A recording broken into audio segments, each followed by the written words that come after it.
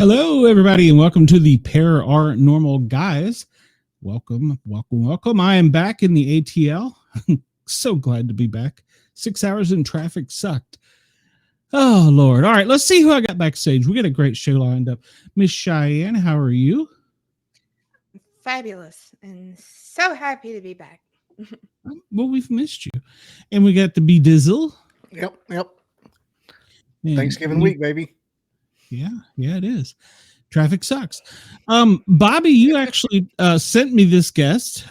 You had her on your show, and I was dying to get her on my show because she's very into the Monroe Gateway. So let's bring her out here and let her tell us. You won't regret it. I regret a lot of things. You being on the show may be one of them. I'm not sure. But just Bobby, just being Bobby being here. You'd all be dead if it weren't for me. That's probably true. Oh, and by the way, I forgot my little kick. We are live on Rainbow Radio and Yerg's Radio. You can go check us out on yergsradio.com if you can't watch us.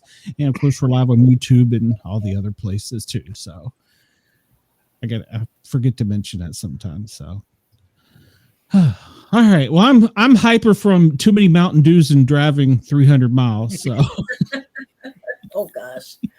Yeah. Cheers. Have you gone to the bathroom yet? I think I did somewhere on the side of the road outside of Chattanooga. So jumping around like a toddler. me and the dog.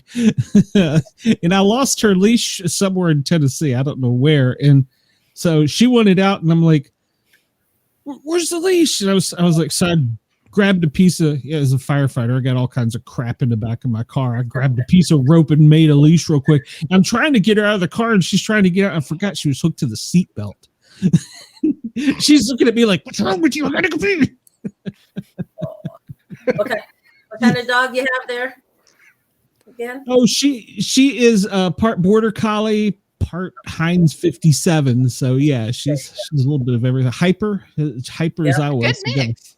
Good mix. Yeah. She is. Ginger is my baby. Yes, Chris, everybody, please come like, share, and subscribe. Welcome back, Antler. Chris, we're glad you're here. So Been out doing the Lord's work. yeah. Miss Cheyenne hasn't been with us in a couple weeks. She's a busy woman, so we're lucky to have her tonight.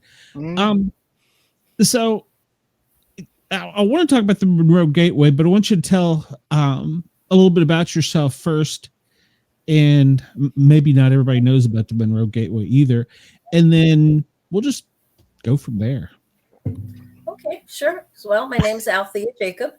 I'm originally from New York. I realized I had spiritual gifts when I was a young child. I saw different beings and were communicating with them, thinking that's what everybody did, ever since I was about 7 years old. And I have devoted most of my adult life to being a life coach, a spiritual life coach or business consultant. I've worn lots of hats over the years, but I've dedicated most of my life to developing and adding to my different spiritual gifts and tools in my toolkit so that I can be of service to others and help. My main focus is to help people figure out what is your life purpose. What do you need to do in your world to have more joy? And how can you create a legacy and make it that you have a life that was worth living so that after you're gone, you know that you've made a difference.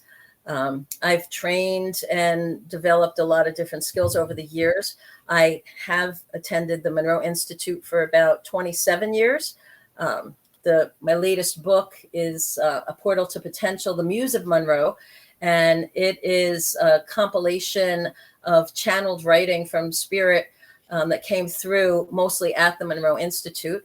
And so I also talk about the Institute a little bit and how it is a place that's like Avalon on the planet. It's a place that is a portal for energy and information and interdimensional beings to come through.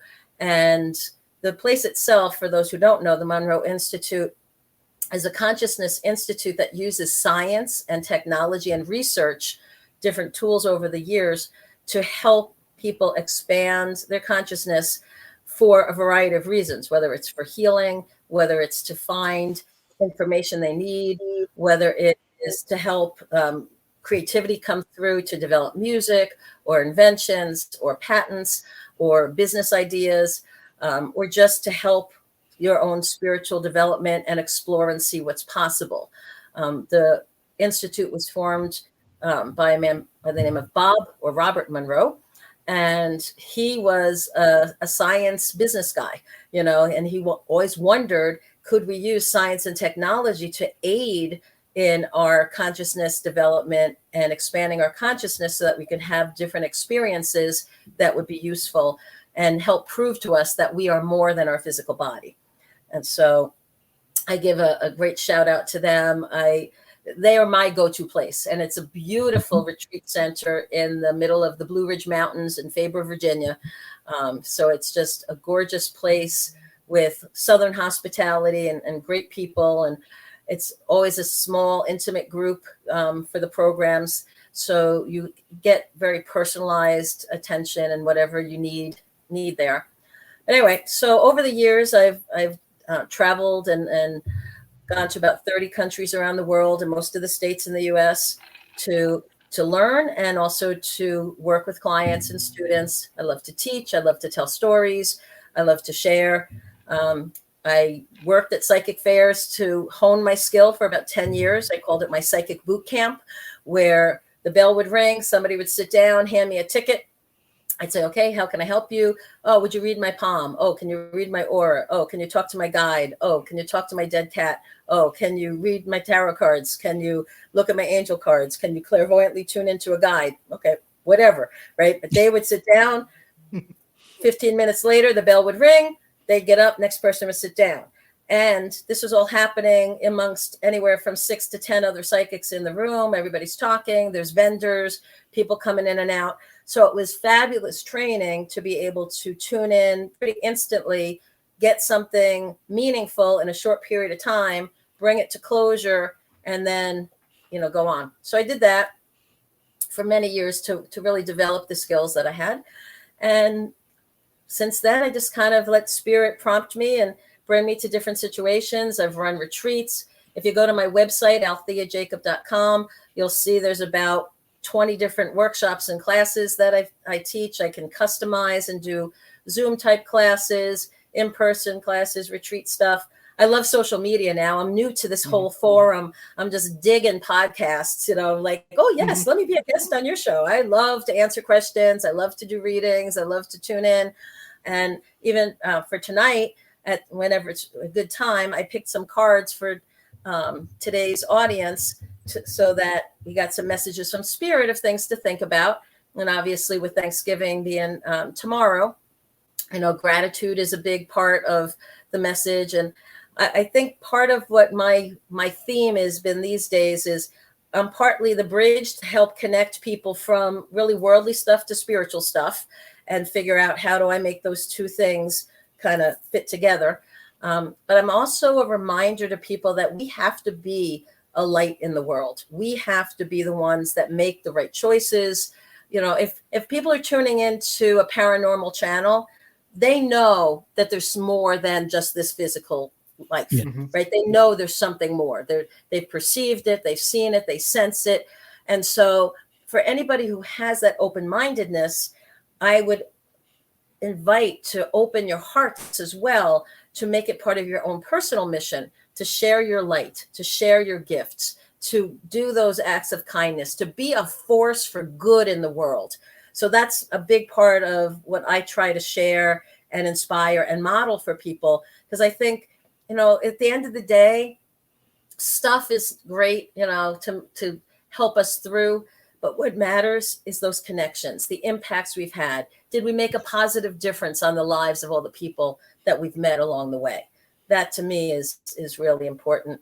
And I was not graced to have children in this lifetime. So for me, my impact is the messages. It's what will survive me is the impact I've had. The clients I've helped, the students I've taught, the people who read my books. I have a couple out on Amazon. People that hear some of these tapes, whether it's live or the podcast, whether it's live or after the fact. It's like did I make a difference? Did I give you something to think about? Did I make you curious to try something that maybe, you didn't really know about, but I made it seem approachable? Did I help give you some insight or guidance or inspire you to be more of who you've always wanted to be, but you couldn't figure out how to take that first step? Those are the things I love to do. That's my passion. This to me isn't work, doing any of this metaphysical stuff. It's my purpose. It's my joy. It's my privilege. And I'm so grateful to be on your show, and I'm happy to answer whatever questions you have for me. That's awesome. That's awesome. When you were talking about doing every 15 minutes, that had to take a lot of energy. Well, yeah. What's interesting is what I found is that when you're really connected to spirit, you get a contact high. So the longer I went, the more energized I became, because it wasn't like I was using my own battery and I'm draining the battery. I was plugged into the universal outlet. I think of my biggest spiritual gig on the opposite end, right? So I did the fairs where it was like, quick little 15-minute, and I think I got like $7 a reading back in the day, right? It was not a big deal, right? Mm-hmm. On the other end, I actually worked for the Rockefeller family when they had their millennial party for the year 2000, and they had 300 guests at their estate in New York. And they invited me to be a psychic to read during the cocktail hour. And my very first client was Mrs. Brooke Astor, and her dead husband, John, came through. And so I was giving her messages, and she kind of grabbed my hand, a little tear came down her eyes, on her cheek. And it was like the seal of approval. Next thing I know, there's like this nonstop line of all these, very well-known, rich and famous people. And I'm like reading. And then the cocktail hour was over, and Tara Rockefeller came over and said, "Can you stay longer?" Yep, sure. Stayed another couple hours. Got to about 11, and I had a gig in Chappaqua to do. And so I was like, okay, I have to leave and be there for 11:30 to 12:30, but I can come back and be back here at 1. And she said, okay, sure, come back. And we'll have a whole dining room set up just for you to do your readings. And so I came back, and there was a line waiting for me. And I read from 1 a.m. And then at 3, she left, and she said, will you stay until there's no one left online? I was there reading until 4 a.m. Holy cow. I felt like I was levitating off of my chair. It was just like the energy was so profound. My voice was shot to shit, but my energy was incredible. Oh, sorry. See, now you warned me about their language, and then I was the first. I'm from New York, guys. I apologize. That was okay for FM. So, well, please tell me, and all these rich and famous people, you did Donald Trump. Please tell me. So. No, I did not. I'm sitting here thinking you leave and come back to a party like that, and everybody's wearing eyes wide shut and mask and naked. I'm like, yeah, no, but it was you're thinking of a P. Diddy party. That was the next room down. It was kind of surreal for me, though, because I was raised very lower middle class. Mm-hmm. And, my parents struggled to pay the bills each month. It was sort of like, and here I'm sitting across from, the Javitzes and, mm-hmm. Rockefellers, and, it was a who's who. And these people that were decked out to the nines. So, the jewels and the finery. And I'm like, and they're all waiting to hear what I have to tell them. And mm-hmm. I was like, but it wasn't me, right? That's the point that most people need to understand. We're channeling the wisdom of spirit, right? It's not like me and my grand intellectual wisdom is going to tune into somebody and tell them something.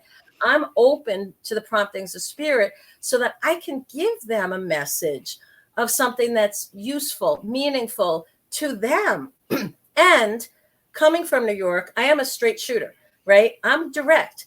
And if spirit tells me to give you a hug, I will give you a hug. If they tell me to give you a kick in the butt, I'm going to give you a kick in the butt. If they tell me to, do both at the same time, I'll do that, right? Whatever I get. And I think a lot of these people are used, I'm going to generalize, but I think a lot of rich and famous people are used to having circles of sycophants around them and people that will tell them what they want to hear or what they think they want to hear versus what they might need to hear, or what spirit wants to tell them. And to me, it made no difference if I'm reading for this person that has a center named after them, or the janitor at the local high school that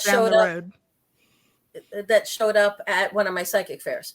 Mm-hmm. People are people, you know, and to me, you have to treat people with that love, respect, and dignity, regardless of who they are. And you're not helping anybody who's rich and famous if you're trying to make up stuff that you think they want to hear. That is not helping anybody. Sure. Now, is this like, I'm going to compare it to like an FM receiver. If like I say I want to hear from my grandfather, do you have to send a signal out and tune into how do you I know that I'm kind of generalizing it, but how does that work? I'll tell you this, I'll tell you the story of the first time I actually did mediumship work for somebody in public.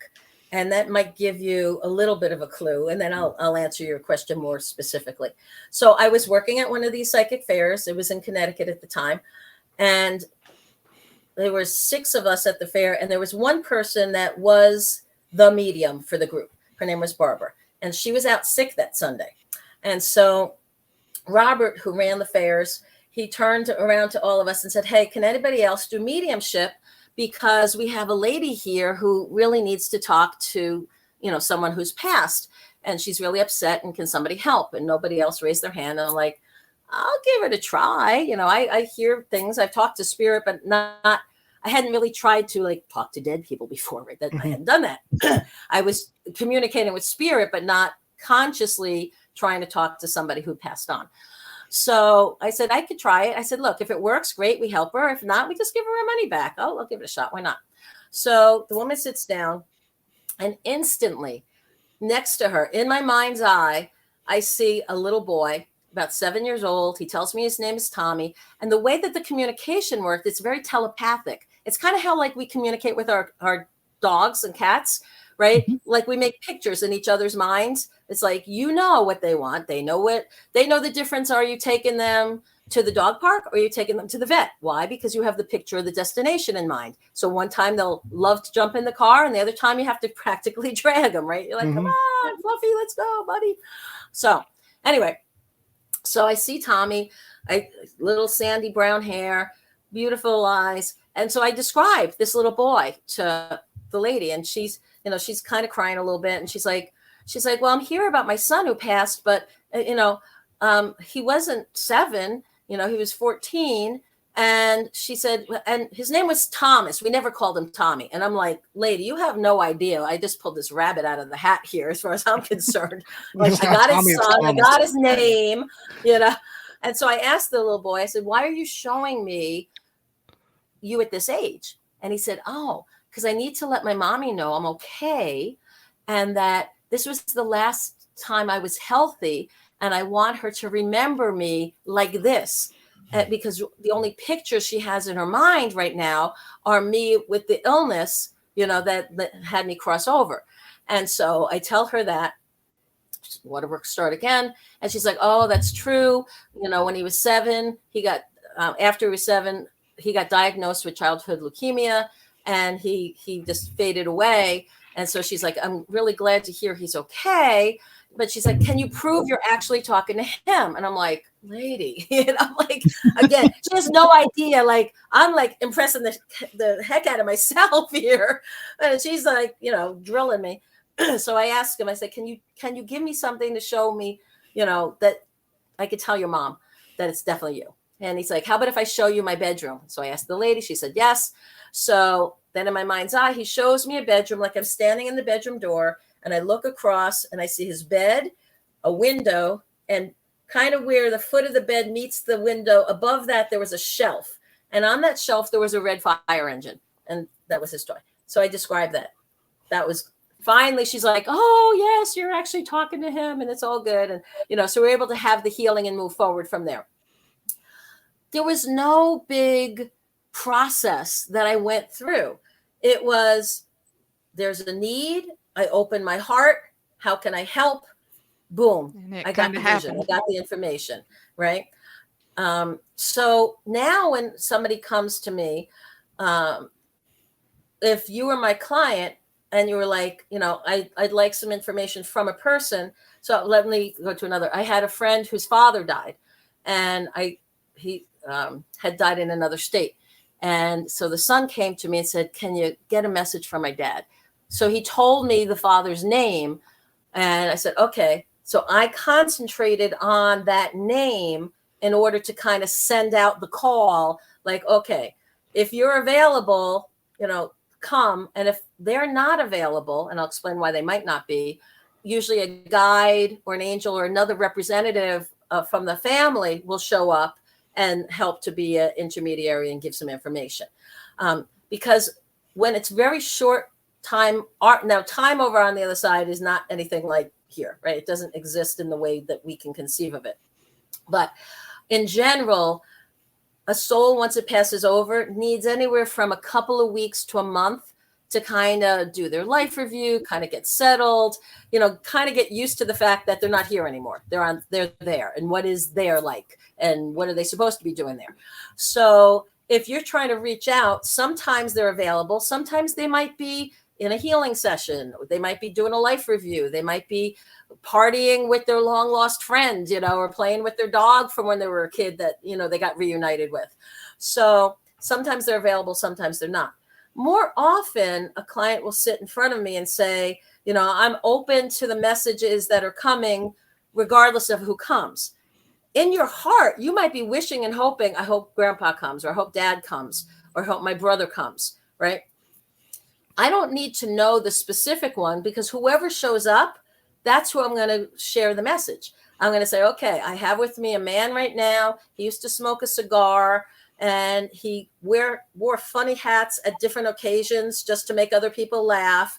And the message that he has for you is he's proud of you.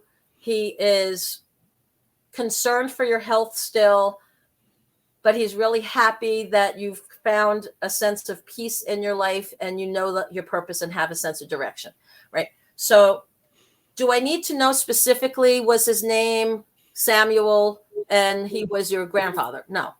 The message still matters. It's, to me, I get really annoyed actually when I watch some of the shows on TV and the whole buildup is to name the name, and here's the and it's like, yeah, but that's like the appetizer. The main course is, why the hell are they showing up? What's the message they have for you? So I don't really care if I get it. The part I get wrong is it your mother or the grandmother who helped raise you, who felt like your mother? I don't care. Why is she here? What's her message? Oh, okay. She wants you to know you're not taking good enough care of yourself. You are suffering the fools. You are not standing your ground, and you got to stop letting these guys walk all over you. Okay. That's a message from that maternal energy. And if that message rings true in your heart, and it's like, yep, okay, I got it, received, thank you, I've done my job. Gotcha. Once in a while, I'll get really obscure things. They'll say, well, can you show me it's there? And all of a sudden, like, I saw frogs one time. I'm like, where the hell am I seeing these frogs?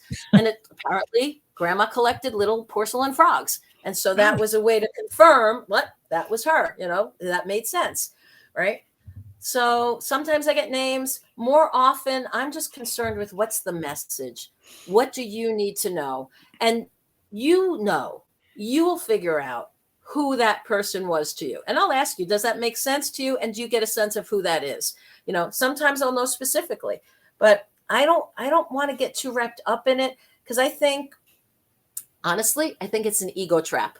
If I can say to you, I have with me right now your brother Richard, who died at age 41 of an unknown cause, and he wants to tell you blah, blah, blah, blah, blah. Okay. That whole stuff that came before, that was more about me than about what's important for you, which is the message, right? So at least that's my opinion. I think too many people that are in this line of work that use their spiritual gifts, honestly, they try to make it sound like it's so dang mysterious or special. It's a human potential. We all have spiritual gifts. We all have intuition. We have to. It's our genetic DNA. We have spiritual DNA because our ancestors were the ones who knew not to go into the cave that had the saber-toothed tiger. They went into the cave that was empty and safe. They didn't eat and die from the poisonous mushrooms. They ate the ones that were safe, right? Yeah. So Yeah. that's part of how we're wired. Just like music is a human potential, our spiritual gifts, our intuition, that's a human potential. And I truly believe anybody who wants to develop it can. Just like with music, you can find a good teacher, you can find what's your instrument or tool that you really resonate with, you practice, and you make beautiful music. You find a tool, find a methodology that you like, practice it, find a good teacher, find a mentor, have fun with it, be creative, be playful. Don't put too much pressure on yourself, right? You know, where fortunately your life and death isn't on the line if you pick the right card or you use the pendulum the right way, right? It's not like the saber-toothed tiger anymore. Thank God, you know, the world is a lot safer and tamer than it was, you know, a millennia ago. No. And you can do this all remotely. You don't even have to. Oh yeah, absolutely. I like, personally, I'm a people person, so I like to do things in person. I love when people invite me to come be a guest at their retreat or run a workshop or customize some event, and I'm part of the agenda. I love that. But I also do Zoom workshops. I love, you know, tuning in. I do readings over the phone. I do readings, you know, sometimes on Zoom or FaceTime, whatever the client feels comfortable with, to be quite honest with. You know, once we have a connection, it's all about energy. Energy and information are two sides of the same coin, right? So once you have an energetic connection with somebody and you open your heart and you turn off your judgment, you can get all the information that you need to help that person, especially if your intention is to be of service. Spirit's always looking for people to volunteer and be of service. They're like, oh, you're going to help? Okay, yeah, we'll help you because you're going to help them. We get what we need. Makes sense. Okay, that makes sense. Man, and if they recognize you're recognizing that they're speaking to you, they will go nuts. They will throw. I mean, just like this. Here, look at this. Look at this. Look at this. Look at this. Look at this. It's like a little kid with a new drawing. If they recognize that you recognize it, it's over with. Oh yeah. Well, you know, and the fact that you brought up a little kid, I use that as an analogy a lot of how our inner child and our intuition communicates with us. So it's almost like if we're on the phone and our child or grandchild or our nephew comes up and they want to tell us a story and they're like, hold on, we're not really paying attention to them. We're busy doing whatever life thing we're doing, right? But the minute we hang up that phone and we're like, okay, honey, what did you want to tell me? They're like, oh, and then this happened, and then this, and then this. And it's like they're so thrilled that you're paying attention. They are into it, and they won't stop until you say, well, I need a break, you know. Okay, you know, they'll just keep giving it to you, you know, because now you become a partner with them. And I think we talked about this, Bobby, on the show that we did a while back, is that you want to turn the intellect into the advocate for the intuition instead of the adversary. In today's world, for most people, our intellect is what stops people from using their intuition, because it's like, oh, if that's just your intuition, but does that make sense? And if your intuition said go left, oh no, we should go right just for the heck of it. Smart, enlightened people will realize that if you can combine the intelligence in your head, the love in your heart, and the intuitive promptings of your gut, you are a force to be reckoned with, because you have this coherence between your mind, your heart, and your gut. And you can get clarity on pretty much anything that you need as you go forward. And the first time that you're not scared of something you're supposed to be scared of, that's power. Like, I don't even care. Yeah. Something other people are freaking out. Like, no, this is going to be okay. And that's something the 3-letter agencies teach. You know, they want you to become basically a Jedi. And yeah. Well, you know, if you truly are resonating a vibration, a higher vibration, you will not find yourself in those low vibration peril. It's kind of like if you're spinning a certain speed, ever try to jump onto a merry-go-round that's already in motion? sorry, you can't do it, right? So if your Bank off of your it. energy is spinning pretty fast, because you're cultivating that through love, through service, through intention, through kindness, through wanting to make a difference in the world, and you're inviting the help of interdimensional beings, benevolent interdimensional beings, whether you call them guides, angels, loved ones in spirit, actual spirits, entities, aliens, you name it, right? As long as they're a benevolent interdimensional being and you are opening up to be a service, they're like, oh, there's a portal. Oh, there's somebody who's somebody that we can help others, right? So I believe very much that there's a protection available. You can ask for your energy to be surrounded by the highest vibration and light. You can ask for guardians at the gate to make sure nobody messes with you when you're doing your work. And I definitely believe those are sound, fundamental, good best practices if you're going to be doing this work, just like anything else. You shouldn't live in fear anyway. I think that's part of the whole message of the universe. Yep. Love and peace, right? It's the old hippie thing, but it still applies today. For some reason, I had a random urge to watch Field of Dreams last week.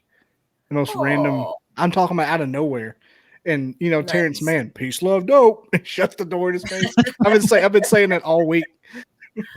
Oh, that's funny. That's funny. So how about I share a quick message for everybody of the cards that I picked? Would that be is this the time for that now? I was hoping you would, please. Yeah, I'm kind of curious if anybody wants to tell me not to get bit or something. So no. Well, we know how you listen to that. Yeah, inside joke. I pick a couple of angel cards. I pick an oracle card. I lay out a couple of tarot cards, and I ask Spirit before I picked any of these, what would be meaningful messages to share with the audience, whether you're live right now or whether you are tuning in tomorrow or next week or next year, right? Whenever you're hearing this, my intention is that something that I'll be sharing here from these messages will ring true in your heart. It'll make sense to your head. It'll feel good to your gut, right? So it'll be this nice trifecta of hitting. And by the way, if you ever go to receive a reading from somebody, make sure it's making sense to your head, it's feeling good to your heart, and it's ringing true in your gut. Because if it's not, don't give it much credence at all, right? That person might not have the gifts you think they do, or they might not be having a good day. But do not take on something that a reader or a channeler or whoever, psychic, medium, whoever, whatever name they put on the shingle to hang outside their house, right? If it's not ringing true for you and hitting in those three places, because even if it's new news, it should still make sense. It should still feel right. It should still ring true. If it's not, do not accept it. Do not take it on and think like, oh, I have to take on this, whatever. You be true to yourself and your system. Anyway. I've used that advice a lot since we talked. It's so important because there's so many people that maybe haven't been doing this for 40 years like I have, and they read a book or they watch a video and like, oh, I can do this, and they hang out a shingle, and then they're out there, they're doing their best, but they haven't done the due diligence and they haven't become a master of their craft yet. And so if they just happen to have the wrong person come to them that's really in need, and they tell them the wrong thing, they can really mess that person up, right? So I'm all for experimenting and curiosity and trying things out. But I also want anybody who's on the receiving end to know it is absolutely your right and smart thing to do to make sure that there's that coherence as you receive it. If it makes sense, feels right, rings true, great. Take it, run with it. If it doesn't, leave it. It wasn't meant for you, or there was something lost in translation. Okay. So the first card today was the angel card of understanding. And this is asking us to examine ourselves in the situations we find ourselves and to have a clear awareness of the underlying reasons for any challenges in the situations we're facing. Self-awareness is a huge part of getting to understanding what's happening so that we don't feel like we're a victim We don't get frustrated. We don't get sucked in to the drama, trauma, craziness that's around us. And we can stay focused on what's our purpose, what brings us joy, what are we trying to accomplish, and having that sense of peace. The next card I chose, the angel card, was the heart chakra card. And so this is reminding us that love is the heart of the matter, right? Our heart's the center of our physical being, and it is important for us to feel safe in loving ourselves, loving others, giving and receiving love, and even sending out that more universal love. Tomorrow's Thanksgiving, and it's a time for gratitude. And there's also a lot of people who are lonely or sad or missing loved ones. And holiday season can be really brutal for some people. I believe I heard the statistic that the suicide hotlines are busiest from about now until about the first of the year, because so many people, the old traditions that they're not doing anymore, the people that they've loved and lost that are not in their life, people that are alone and they're seeing everybody else and around them, or they're perceiving or believing that everybody around them is having this great old time, but not them, right?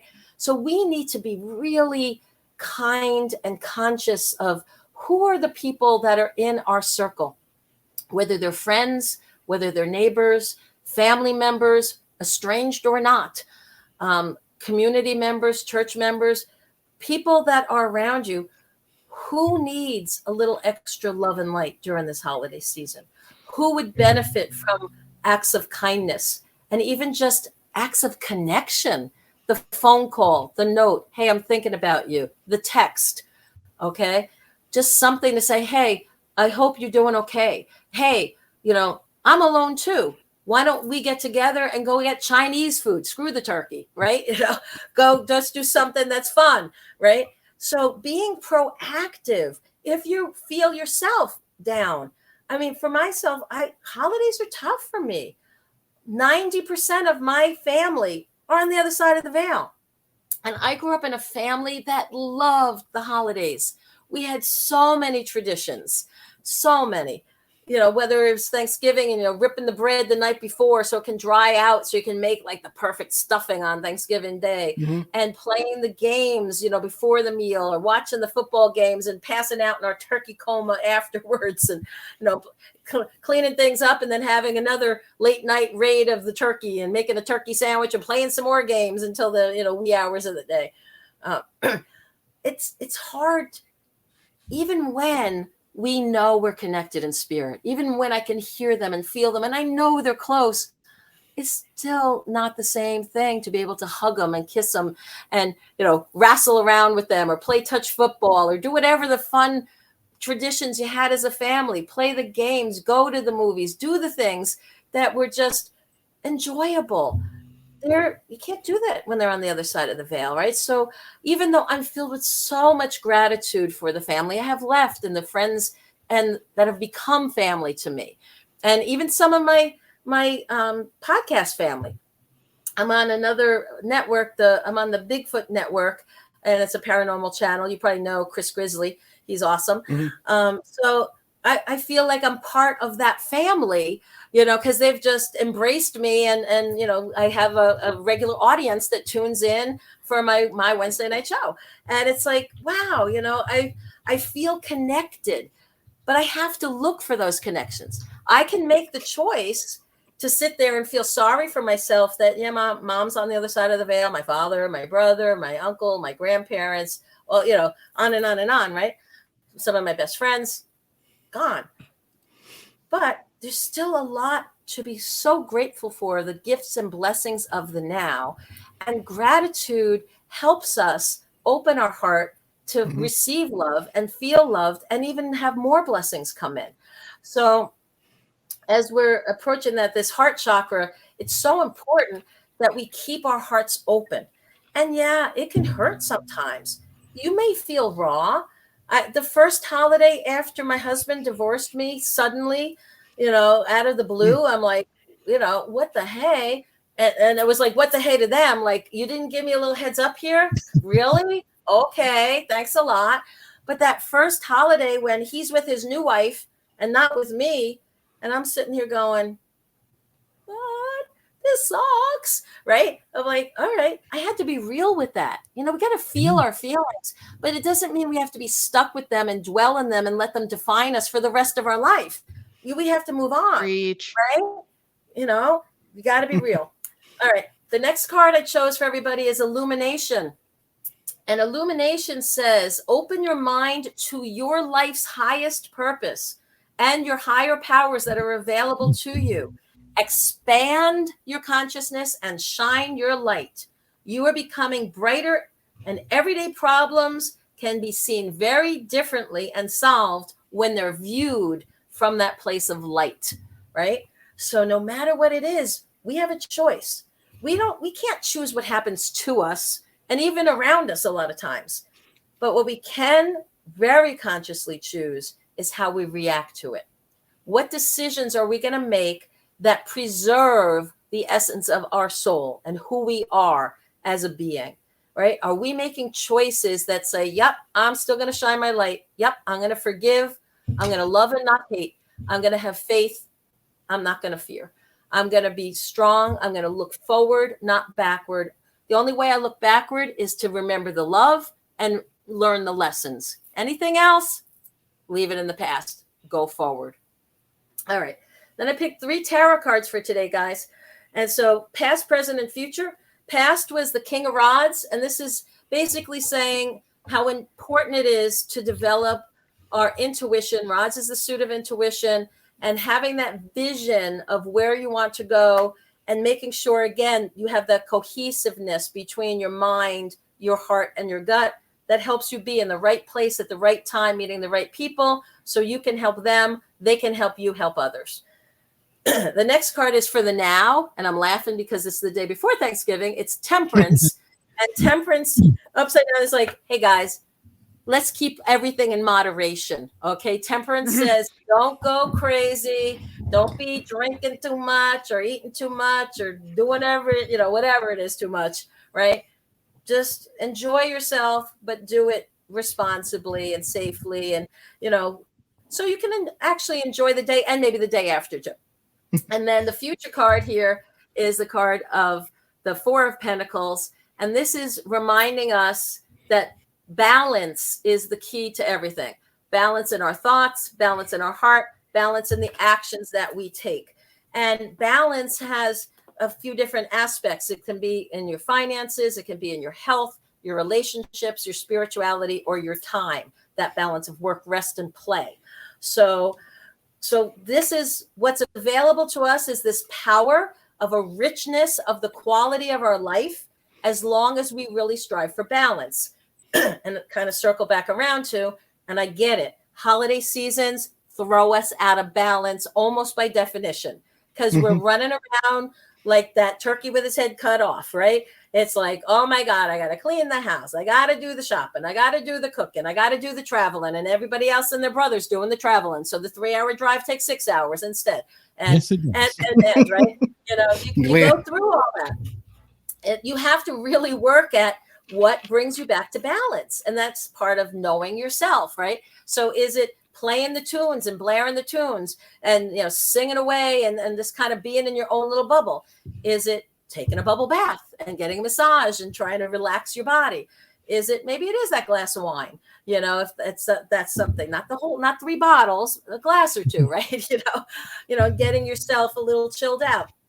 Maybe it's taking your dog for a walk or going and playing, frisbee or ball or something, and getting your mind away from other things and just being in the purity of that moment of interacting with a being that only lives in the moment. Children and dogs and cats live in the moment, right? That's what they do.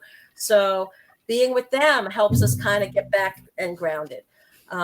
Maybe it's listening to a favorite podcast and being like, yeah, let me turn that crazy chick on from New York. If she's living in Wisconsin, how the hell did she wind up in Wisconsin? God has a sense of humor. I'm here in Wisconsin. Don't ask me how or why. I'm just here.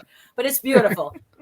I'm on a beautiful farm, and it's I planted an orchard. It's like all the like playing farmer, when you're growing up in a city. I grew up in New York and Connecticut. I lived in LA.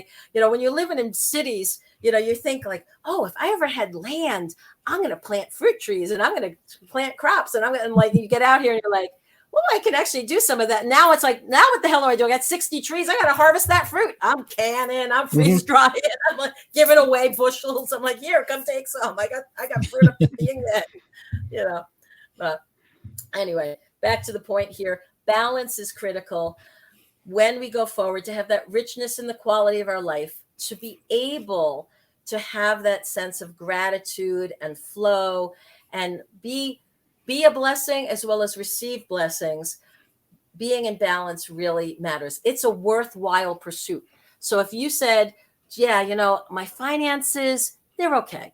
My health, it's okay. Relationships, that's where I'm out of balance. I give and give and give, and I don't get enough back. Time out. Let's work on that, right? Getting to a point where there's a give and take. It may not be 50-50, but it sure as heck isn't 90-10, right? You get it to something that's reasonable for you.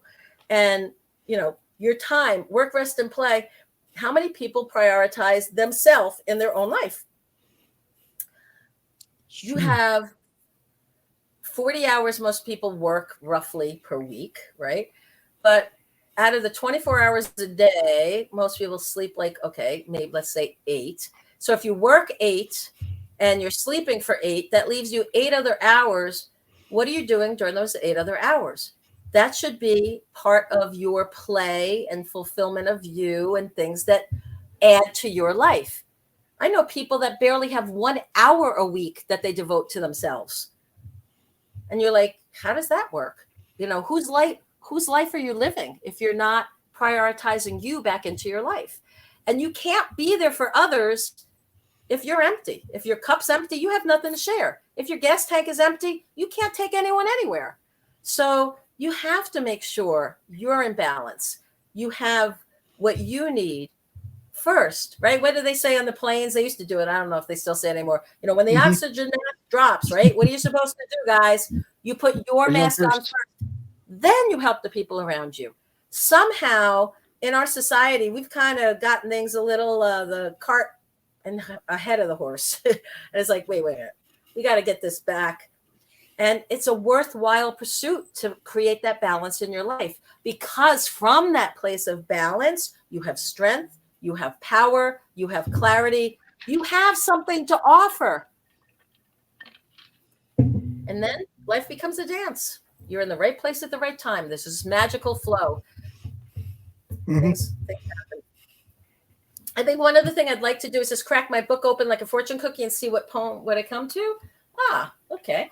So I cracked open to a channel piece called Limitless.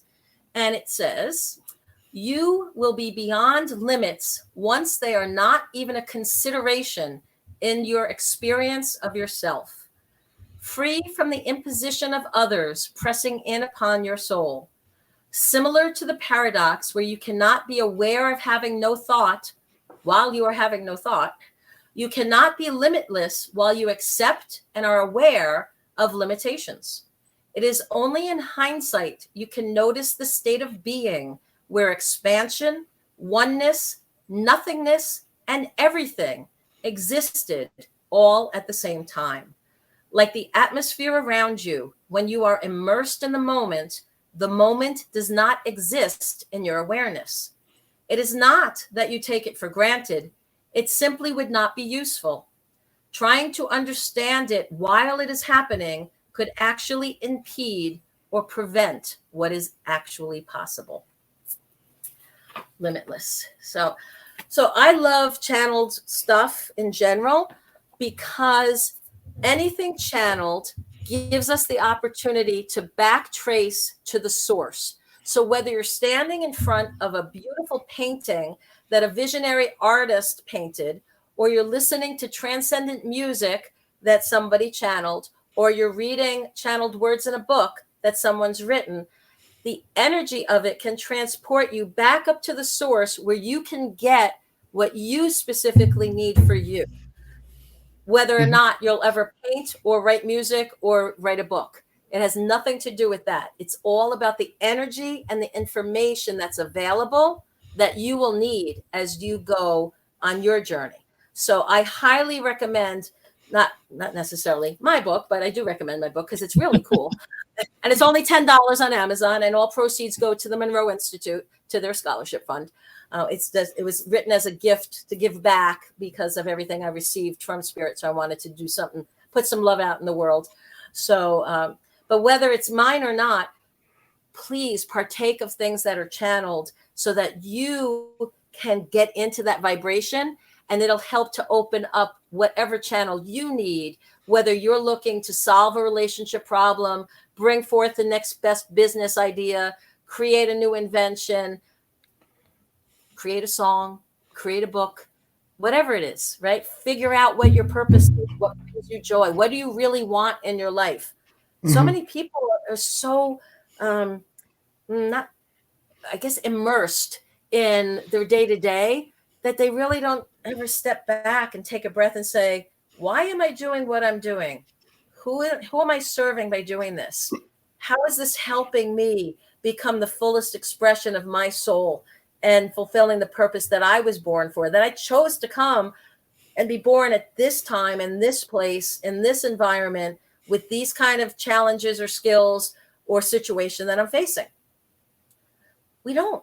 We get up, we do our chores, we go to work, we maybe hit a few errands, we come home, we relax, we repeat the next day. We do that for 5 days of the week. Saturday, maybe there's more chores involved.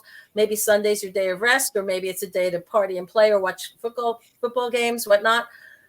But weeks and months and years go by, and we don't stop and say, why am I doing what I'm doing? Am I doing the things that bring me joy? Am I just chasing a paycheck? Is there a better way to make money for my family? Is there a better way to find joy for me? Is there a better way to have health because I'm stressed out of my mind and I never see the family that I say I'm working so hard for because I'm working 80 hours to bring in the money to provide the life, but I never see them? Are we asking the right question? You're in my head right now. Stop it. So sorry. Yeah. I'm just kidding. So anyway, that's... Sorry. See, I get on a roll sometimes. So I'm sorry. So what questions do you have for me? I'm sorry. Yak away, right? Isn't it funny? I have a silent E in my name. So all y'all, you see it's Alethea, but it's pronounced Alethea. There's that silent E. I just think it's like a cosmic joke. I'm like one of the most talkative people on the planet, and the only thing quiet about me is the silent E in my first name. What do you think of the taking the fluoride out of the water coming up? Taking fluoride out of water. Yeah, for the pineal gland. I'm on well water up here, and so there's not fluoride. I grew up in Yonkers, New York, and so there was fluoride in the water, and they said back in the day that was to help with the cavities and stuff. I honestly feel that if we've advanced, that there's more detriment than helpful benefit to something. I think it is incumbent on the officials to make the smart health decision. If there is evidence one way or the other, they should be looking at that and saying, is this benefit outweighed by the potential damage or not? Because now we have a ton of, toothpaste. You can make the choice for yourself. There's fluoride in the toothpaste. You don't need it in the water in your toothpaste, right? So if there's a negative side effect, take it out of the water or stop adding it to the water because it's not naturally there. You test my well water. There's no fluoride in my well water. I grew up on well water too. Never had it. Right. Yeah. So I think that there's too often we're not looking at cause and effect enough, or we're too quick to jump like, oh, this thing is great. Let's make everybody have it all the time. Not realizing well, it's really good in small amounts. But if you microdosing is great. You force this down in big volumes, you're going to mess up a system. We are the homeostasis that we have as humans. It's a really finely tuned chemical system. You get too much of something that wasn't designed to be in that system, then you wind up with all kinds of problems. I know it was a big hypothesis that it was causing the calcification of the pineal gland. And And RFK Jr. is talking about removing it from all the water. And I'm like, what if that makes people more in tune now? Everybody starts seeing things. Talking to Well, the they fourth say dimension. the Great Awakening is coming. They say so. Dawning on the And, well, I will tell you this. I know that there's an intensification of everything, right? Everything seems like it's vibrating faster, it's happening faster, it's quicker. And so I think that as we're reaching this, some people call it an ascension point.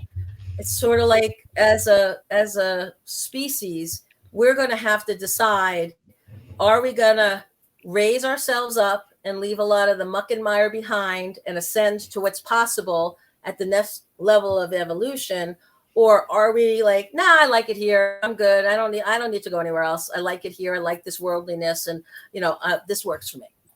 And so we're going to have a lot of polarity happening with people that are more in tune with that ascension energy, spiritual path, wanting to evolve into whatever is possible next, and other people that are like, I'm good. I don't need to go anywhere, right? And so there'll be a little bit of that. And I think that's why you're seeing some of that now a symptom out in society. There's so much contention of, and we, they, and us, them, and, on every level you can think of. Politics is the biggest scale, but it's in families, you see it. It's in different religions. It's in different states. I mean, there's still, I've traveled to almost all 50 states. I'm still called a Yankee when I go anywhere south of Virginia. And I'm like, really? Yep. Really? Because I'm from New York. I lived in Wisconsin the last 8 years. If anything, I'm a more Midwestern woman now. Always be a Yankee. That's where I was born. I don't know how to tell you this. We call Wisconsin people Yankees too. Oh, do you? I don't know how to break this to you or not, but that's also Yankee. Not as bad. Also not as bad because you got cheese and beer. So you can ice cream. Oh, we are the dairy capital of the U.S. Let me tell you, the ice cream and cheese. It is really hard to maintain a girlish figure when you live here. Let me tell you. But you have to. You got some great microbreweries there too. So I love Wisconsin. I'm just saying. Yeah. Go Pack, go! Boy, the Packers. This last game was awesome.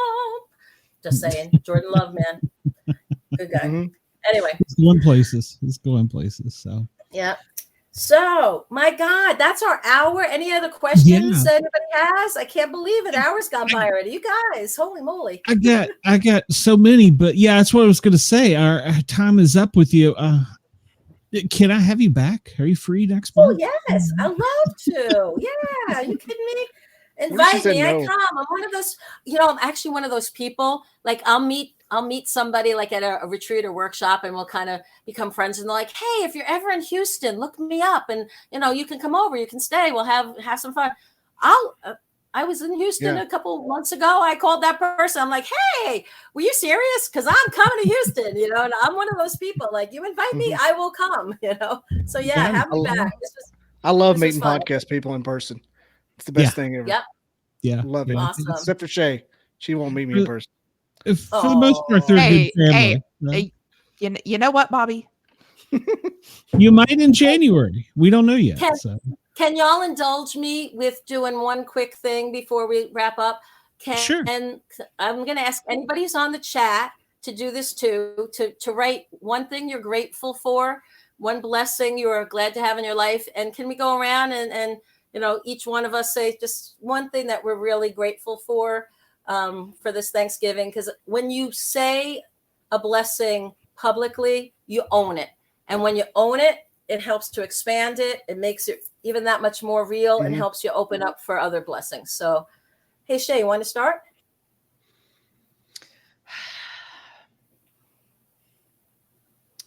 I am very grateful for all the new beginnings that I've had this year. Amen. How about you, Glenn? I don't know how to word this per se, but I'm thankful that the way my life changed has been for the better, and that it sent me down a path I didn't think I ever wanted to go down. So I'm thankful for that. I don't know if it was the third strike you're outlaw or what that got me out of firefighter paramedicine, but I'm thankful now that I am. I'm thankful, and I'm thankful that I can still be able to give back to the community and still help my family. So nice. What you're saying is you're thankful you got bit. Remember, the voice in my head said, and you didn't listen. Everything will be okay. That's what the voice in my head told me. There you go. I'm still trying to figure out why I get bit, but that's don't get bit. It's all right. That's Alethea. That's one of my questions I'll have for you. Who the hell was in my head before my on-duty injury telling me don't get bit, and I didn't listen? I just need to know 4 more hours. Yeah. I start this conversation once a month. You have a favorite uncle who is like a godfather to you? Oh, that's the first thing that popped in my head. So anyway, how about you, Bobby? What are you grateful for, my friend? Got to go with family and finally knowing what I want to do with my life. Nice. And I am grateful that formats like this exist and that people like y'all invite me on so I can do what I do and share my stories and be out there and do what I know is my life's purpose, because that gives me meaning. That gives me a chance to make a difference. And I'm so grateful for all this new technology that I really didn't know existed up until about a year ago. Honestly, I'm like one of those older people that was kind of slow to adopt some of the technologies. And now I'm like, dang, this is awesome. I love it. And I'm grateful for people that tune in. And I am grateful. There's so many gifts and blessings in my life. And, for every challenge and shitty thing that's happened, there seems to be, on the other hand, a blessing or a gift that's there at the same time.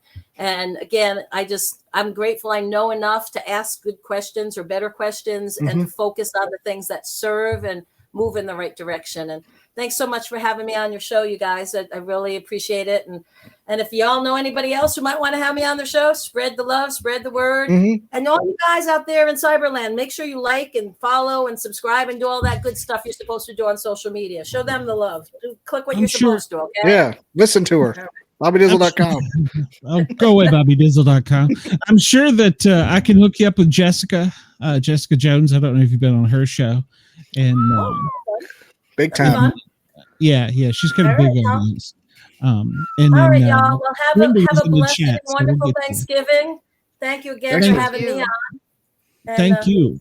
It's been I will be emailing you probably Friday. So be looking forward. Keep your Wednesdays free in December. We might just make kind of a normal thing out of you. So all right. Sounds good. Thank you very much. We really appreciate your time. Bye-bye. Love to y'all. Oh, I killed Bobby. Wow, what a dick.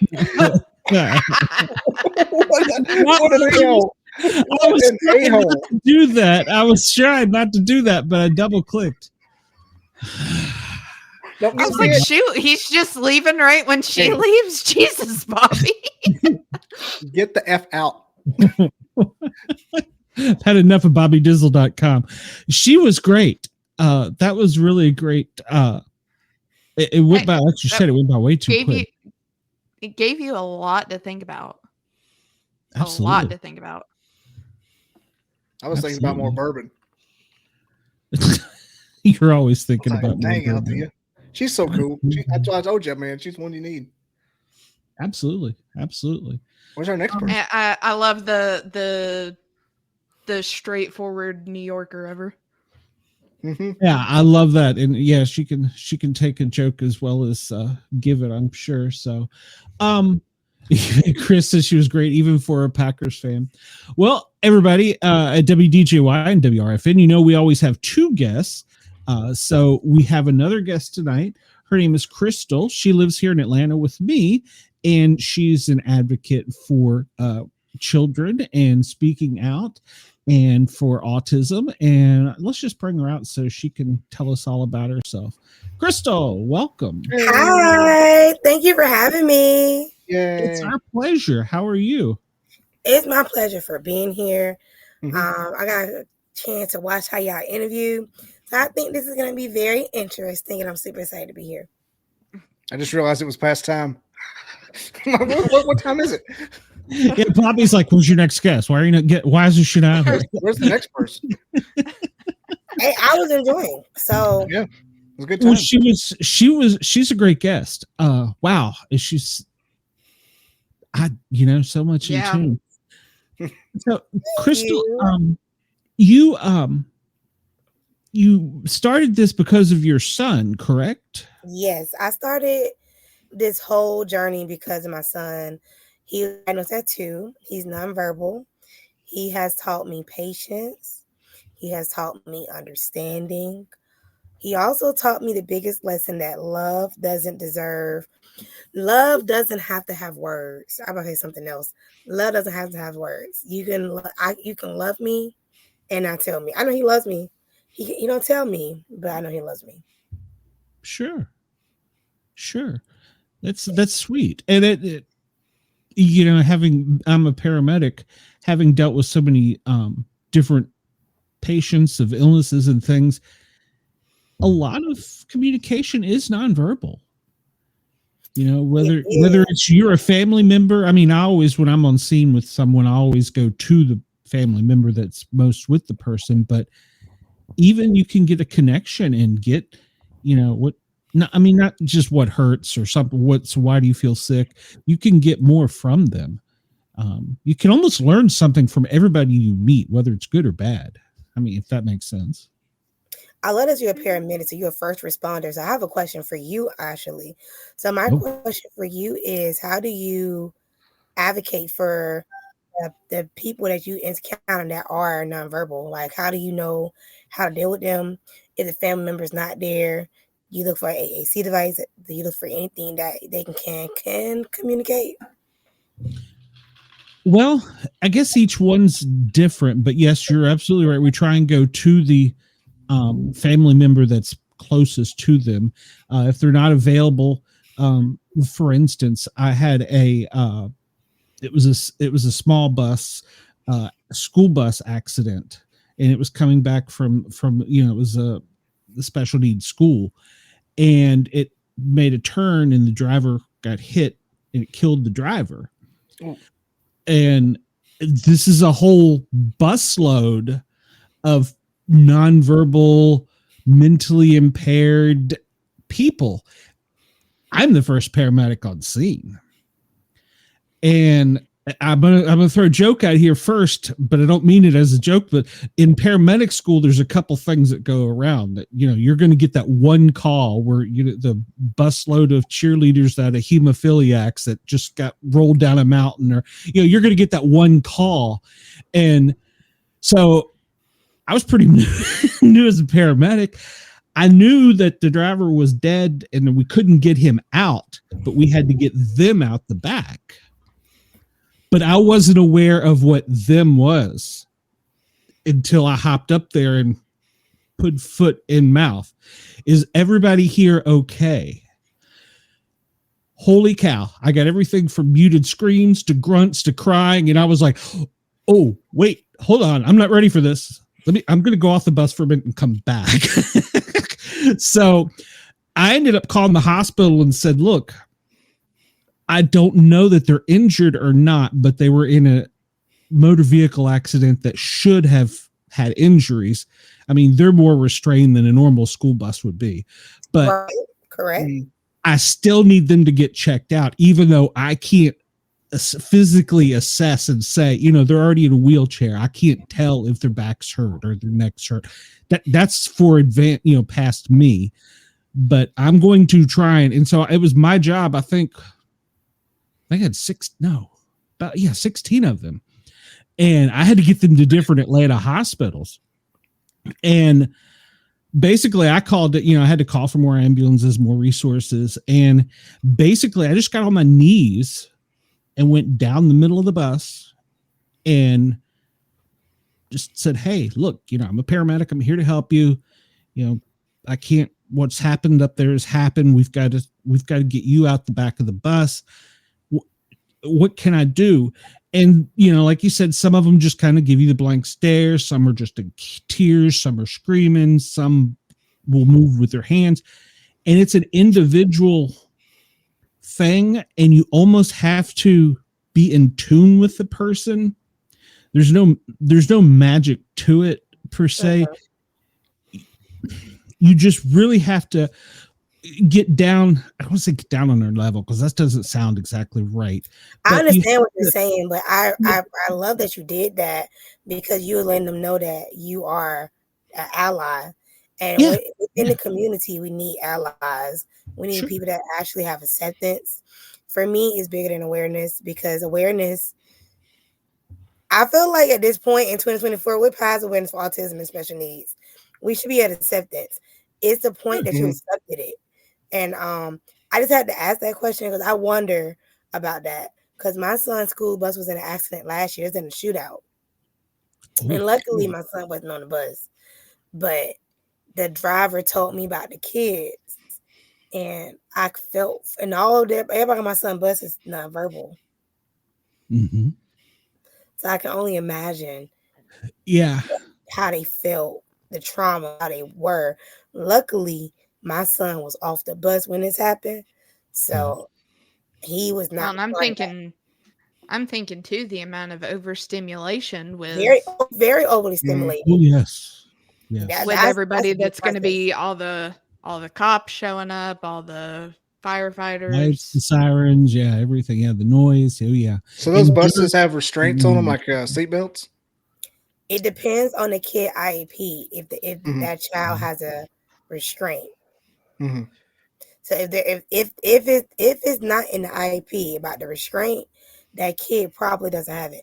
My son has it, but I had him remove it because he's been sitting in his seat more, so he's fine. So it's based on the IEP. Mm-hmm. Well, my wife's a special ed teacher, so I know all about that.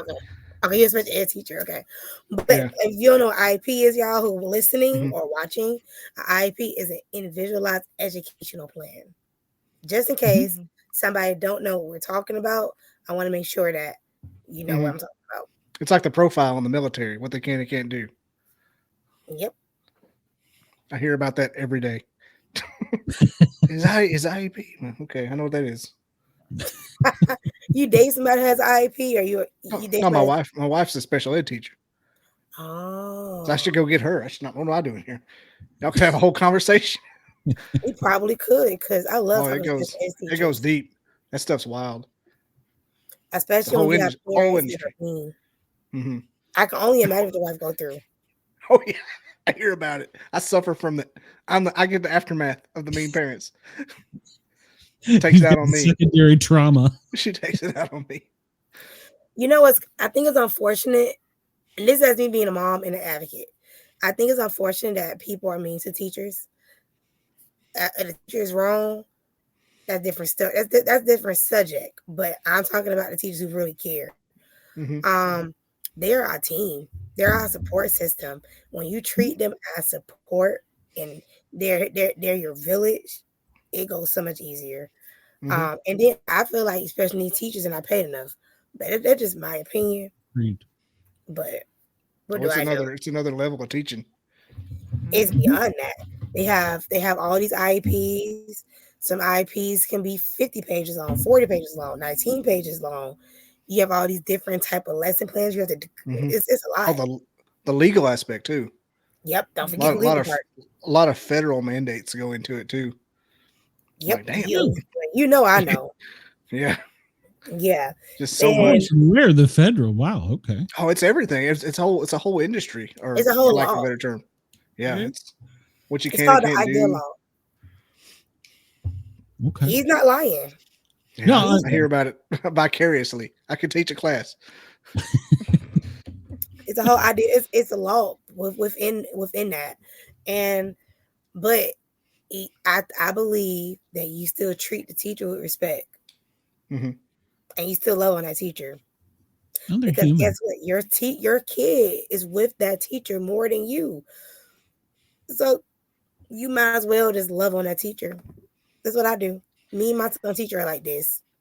Me and my son teacher assistant are like this. Like they That's awesome. know they need something, I'm there. They need to come to the school, I'm there. It's no problem. I'm here. I'm And your support.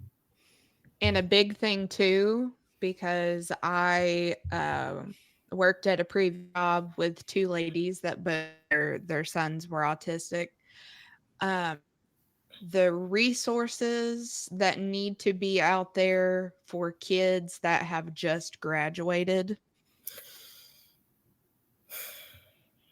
Yes. Because I know my former boss has said, thankfully, there are a lot of places that, to keep routine that they help hire individuals with different disabilities to help keep them in working a couple hours a week to, keep them on a schedule. And it also is that aspect of making them feel like they're adulting now. But the amount of the lack of resources that is out there, especially for my former boss, what she deals with her son, and I don't know if it's just a West Virginia thing. Nope, it's not. But the particular issue that she's facing is basically to help him get somebody to be there to help him go do things, keep him occupied, because he's very restless, and the lack of support that there is, because it's almost like, when I say I don't know if it's just a West Virginia thing, but the way that they have the tiniest little details that you have, you could have the whole list except for this one little one, and because you don't have it, you're screwed out of the whole program. And I know for a couple of years, I've watched it drive her absolutely crazy because she can get no help with him. I think that is a United States problem. Because I think people forget that our babies become adults. And the lack of resources naturally for adult autistic people is not enough. It's not enough resources for our autistic kids. I just seen a stat earlier, and I think it said 50,000 individuals that are diagnosed with autism. I got to find that stat. I literally just looked at it. 50,000 individuals that are diagnosed with autism do not get a job after high school or do not go to college. That's a big number because the jobs don't have that. Like, I think more jobs, more companies should have a department just for autistic individuals or people with disabilities to work there. And it should be party diversity. Like that was whenever I worked for Goodwill. Whenever I had first started, we had a program where, the individuals with different disabilities could come in and work. And I had been there for about 4 years, and they were shutting that completely down. And I'm like, I know for fact 3 of the individuals that had been there long before I had even come along. That's all that they've known. That is what they know is their schedule to come work routine noon to 4 every day.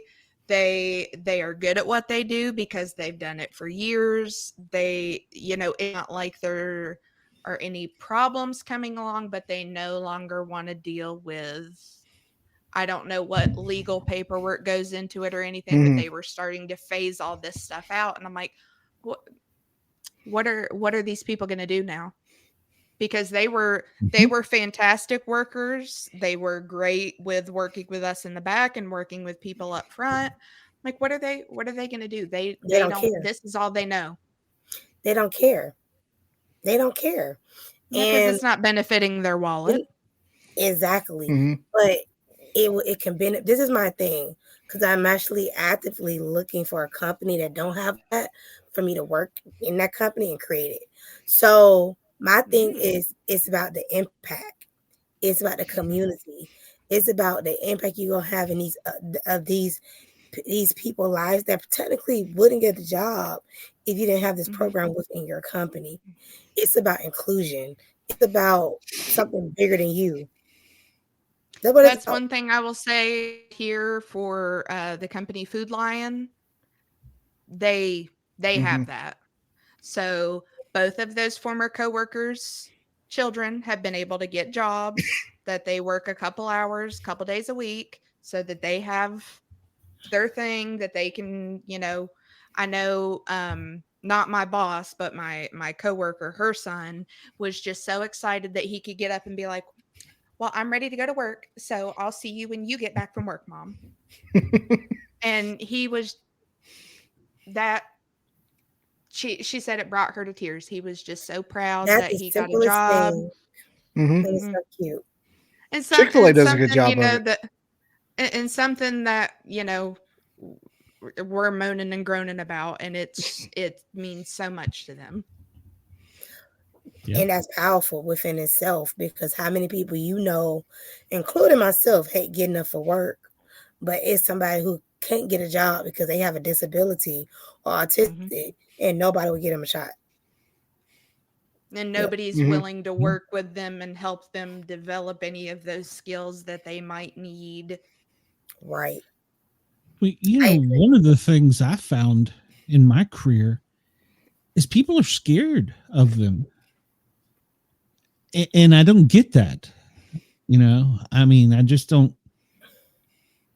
They're still human. They're not, unfortunately, you're right. But there's so many. They're scared of it, and I don't know what this. My cousin is, well, she's MR deaf. She's got all kinds of medical issues. So I grew up kind of around it, but I don't get where people are. Just make the human connection. We're all human. They don't want to. It's simple. They don't want to. They're selfish. Well, and it's difficult to put yourself out there. I get that, and sometimes some people are so engrossed in what comes back to them, what they hear, like, "Oh, Crystal, you're going to tell me I'm a great podcaster," something like that. I think that's a lot of it too. Their own ego.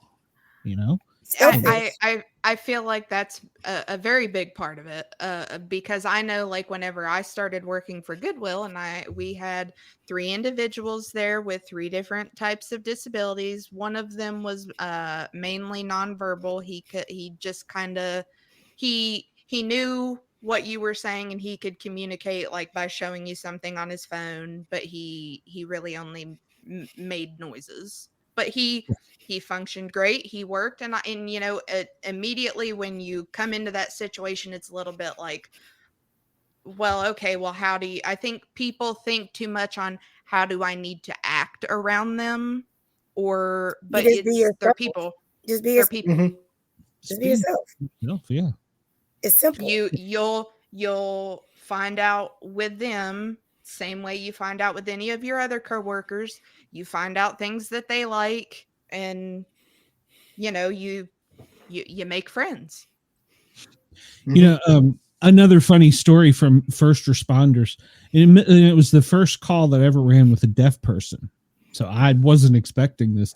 And it's 3 a.m. We've been up and down all night. We've ran calls, and we go in this apartment or house, whatever, and this music is so loud. I mean, it's like throbbing. The temperature's like Noise 80 complaint? degrees.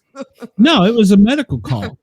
Oh. And the firemen, being firemen, they're like, "Oh, the TV was on." And I look over and I'm half awake and I see this guy over there doing this. And I'm like, okay, wait a minute. And then it clicked. He's sign languaging for them. They can't hear the volume. And the firemen are like turning the TV off. And I'm like, no, don't do that. So like, we need that. We need that. I don't know why there's music, but we need that. And so they just didn't get it. They, of course, we were half asleep, to be granted, and firemen think like, ooh, this rock me break. But, that's, they were seeing the whole picture. And, and I was like, no, don't turn it. You can turn it down. We still want to hear him, but maybe not the music. And so, yeah, it sometimes is a little shocking, because once they figured it out, they were like, why is it so loud? I'm like, I can hear you. She can't hear the music, the audio. And I don't know why they had music with the sign language. I don't know why that was, but yeah. So once we figured it out, I could talk to him through the phone into the TV, and then he could sign back to her, and then she would sign to him, and he would tell me. We had a great little loop. And I think that is so great that there is stuff like that out there, because at the bank, we had a woman who was deaf. When she would come into the bank, you hand her the piece of paper, you write everything back and forth, but they have those programs out there that we would get like an automated call of like, well, I'm so-and-so from this company calling because she had called in over the video to sign to them what she was wanting. And she was calling in like that to check her account balance and take care of her bank stuff. Mm-hmm. Yeah. Yeah, to this day, I don't know what the music was about. It was very loud, but hot in the apartment. But why was it hot? I guess just it was winter and they had the heat up too much. I was like, what is the significance of being 85 degrees? Oh, it was so hot. So, but I mean, they could have had a medical problem actually, probably it's more of their inactivity with their medical condition. The less active you are, the less you're hyper, or the less circulation. Yeah. So we make our own energy, so to speak, as far as heat. So if the less movement and activity you are, the less you're, when you sweat, or when you're moving around, you're sweating and stuff to cool your body down. So the less they are. So, but yeah, I don't, to this day, I guess now I'm going to go research why the music was so loud. But I don't know why they just didn't have a guy on the screen going, hey, you're a fireman. I'm Bob. Print it out and hold it up. So, yeah. I've used Google Translate too on calls like that. I use it at work. Yeah, and it works great. Just English to English type of message. It works great. So, but in one other thing I thought about when y'all were talking about that, getting them out of the system. I know, like with my cousin in Tennessee, she's regressed, and as she's gotten older, I mean, the medical conditions haven't helped, but she's regressed from where she was at least high school level. I think she's kind of went backwards. But now one of the problems I'm seeing, or I shouldn't say seeing, have seen, is there's another box they get put in. They're the bad guys, the criminals. They're the mental people we don't know what to do with, so we got to put them in jail. And that's not the right place for them. And there's a lot of, especially the smaller areas, like in East Tennessee where I worked. Now it's probably changed. I've been gone for 20 years, but they didn't really have a place to put them. The hospital didn't want them. There was no place for them to go, so they just kind of. That was 20 years ago, right? Yeah, it was 20 years ago in East Tennessee. Hopefully it changed since then. Hopefully it's not the same, especially in 2024. Like, I hope it's not the same. Atlanta, it definitely has. I know there are a lot more places out there that have like day programs. Mm-hmm. That because I have a friend whose sister has something similar, and she goes to like this day program for a couple hours, and it. I want to say Market Center. My son go to Market Center. We be there like once a week, I swear. Market Center is where we go. So tell us a little bit about, you wrote one of them I looked at this afternoon, before I left Knoxville was the Book of Words. Oh my God, I haven't. I can't remember the exact. I can't remember the exact title of it, so I apologize. But it was like something like Big Words, or you tell us. Oh my God, I have not officially published that book yet, but it's called Zach Big Book of Words. But you're not the first person to mention it to me. It's a book that have over 600 words.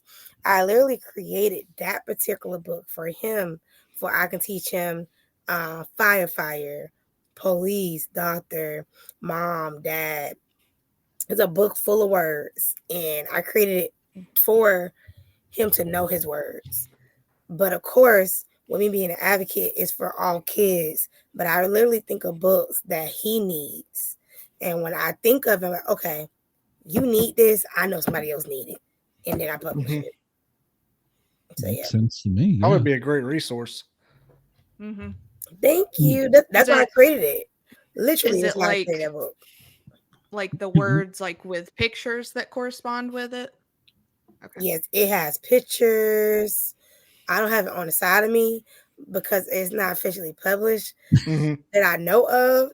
I must hit publish one day. I don't know about it, but what if you did it on Amazon? So many words in it. I'm gonna have to go on Amazon and see because I was on Amazon, but I don't know.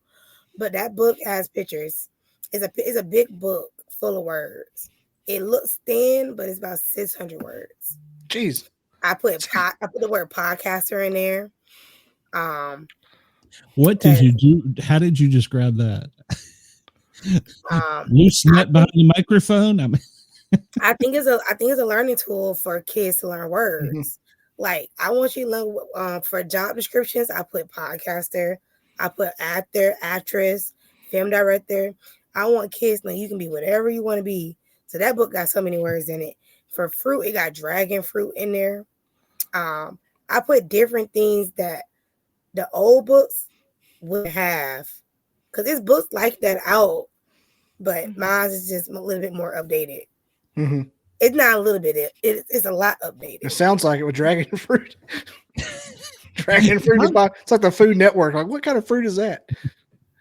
It's nasty. It isn't a kiwi family. Yeah. It's nasty. You got it at Whole Foods. Like, what in the hell is that? It depends on which one you get. I don't like the white dragon fruit. It's got to be the pink one. Oh, okay. I have had a pink one. I had the white one. Very nasty. You know there what? Is, I believe, a yellow one too. What? That one. I gave up at one, and I don't know what color it was. What's the fruit that stinks really bad? It smells like an armpit. They always talk about on Food Network. Is that durian? Oh, the star fruit? Yeah, durian. Oh, I can't. Durian. They always have it on Food Network for no reason. It smells really bad, and chop it up, eat it. I think it's one. It's one of those that's kind of like cilantro, where to some people it tastes like soap. Oh, I love cilantro. So to some people it tastes apparently just as nasty as it smells, but to some people it doesn't. I think I must like soap because I love cilantro. Y'all see my face? I don't even eat that at all. He's like, nah, no thank you. Street tacos. I'm just like, give me all the cilantro, chop it up. I love street tacos. You found the street making tacos. Some things be good. It tastes good because they need their rent money. They're doing it for money. She's doing it for the money. You can tell. She really wants it. Tastes so good. I'll be like, oh, she works hard for the money. Right. Atlanta, you go chop to that carne. Not Moreland. Yeah, I'm off of Moreland. No, little 5 points, and be a girl over there making street tacos. Oh my god, little 5 points. We've got a girl that lives here. I'm in Huntsville, Alabama, and we got a girl that has a tamale truck. It's insane. Like you just want to rob her to steal all the tamales. Like, just give me the tamales. It must be that good. Oh, it's like Talila's tamales, and she runs out. It's one of those kind of things. Like she only makes a certain amount. I mean, you know, it's made with love. That's amazing that she's doing so good in her business that she sells out. Oh man, anytime she's around, I'm like, man, tamale truck's here. It's been here for 10 minutes. It's probably empty. Forget about it. Bobby's in line elbowing people to get to the front. And thankfully, just give me the whole first tray. She runs out of pork first. Mm-hmm. It, I'm hungry. And I'm so hungry. Tomorrow's Thanksgiving. I'm starving. I want to Yeah, go to Whataburger right now. A thank you to Greg for texting me earlier, and he's like, Salisbury steak, and I'm like, damn it, now I'm hungry. I'm not even hungry. Yeah, We got this other little food truck down the road called Mama's Crab Shack, and it's a lady and her son. He's like, and he calls her Mama, not like boss or chef or hey Mama, we need. And I'll get a catfish po' boy and I'll make it fresh. It takes 30 minutes, but God Almighty, it's the freshest catfish po' boy you'll ever have. And I'm in North never Alabama, heard of so that. Yes, please. A cat Yes, boy please. po'. Catfish po' boy. It's just a big sandwich. yeah. Yeah, It's a big catfish on piece a of fried sandwich. catfish with some hollandaise sauce and like a piece of tomatoes and lettuce. It's from New Orleans. It sounds good. That catfish is so fresh, still flopping. It's amazing. They just got it in a tank. They just got it in a tank flopping around in the back. They making it fresh. Have you ever seen the video to Old Town Road? That Little Nas X song. Like little kid says, "Mama." That's what he said. "Mama, we need catfish po' boy." That's what he sounds like. And she does. She makes it right there. It's insane. Oh, I'm so hungry. Is there anything to eat back here? Start eating these bobbleheads. I'm starving. I came in and there was already sausage balls on the counter as I was unloading the car, and every time I walked by, I'd grab a sausage. I've already eaten my allotment of sausage balls. I ate a whole batch. I'm pretty sure I was getting the stink eye, so I stopped. But, save those for tomorrow. We got guests. I don't care. I'm hungry. Oh my gosh. Oh my God. You need to go eat. Get up camera and go eat. I will. So, well, Crystal, are you ready for Thanksgiving? Don't worry. Am I ready for Thanksgiving? It is tomorrow. I'm ready for the dressing and the turkey. Yes. Mm-hmm. Can leave those cranberries alone. So. Oh, that sounds nasty, but no, thank you. Yeah, the only cranberry salad I want is if my sister makes it. I don't know what she does. Cranberry salad? Yeah. She worked at an assisted living for like 15 years. I know what it is. You know what I'm thinking about? I'm thinking of the cranberry sauce in a can. Oh, no. The jiggly stuff? Yeah. No. I was picturing the green Jello mold, or the mold with the cranberry. I don't know what that was, but just the green Jello with all the fruit. Yeah, that's what I was thinking of when you said that. Yeah, so, no. No, hers was cranberry salad, but it had like walnuts and a couple other things in it. And I was originally like, no, you couldn't pay me enough. But then I had it, and I was like, I don't know what you put. I don't know what witchcraft you put into it, but it was good. Cranberry salads are really good. You can add some strawberries to it. You can add some pecans to it. Some balsamic vinaigrette. I cook. You sound like a chef. I cook, but I don't cook when I'm single. I don't cook. I don't cook when I'm single. You don't want to cook for yourself. No, I gotta eat. Mm-hmm. I live in Atlanta. I just got preach.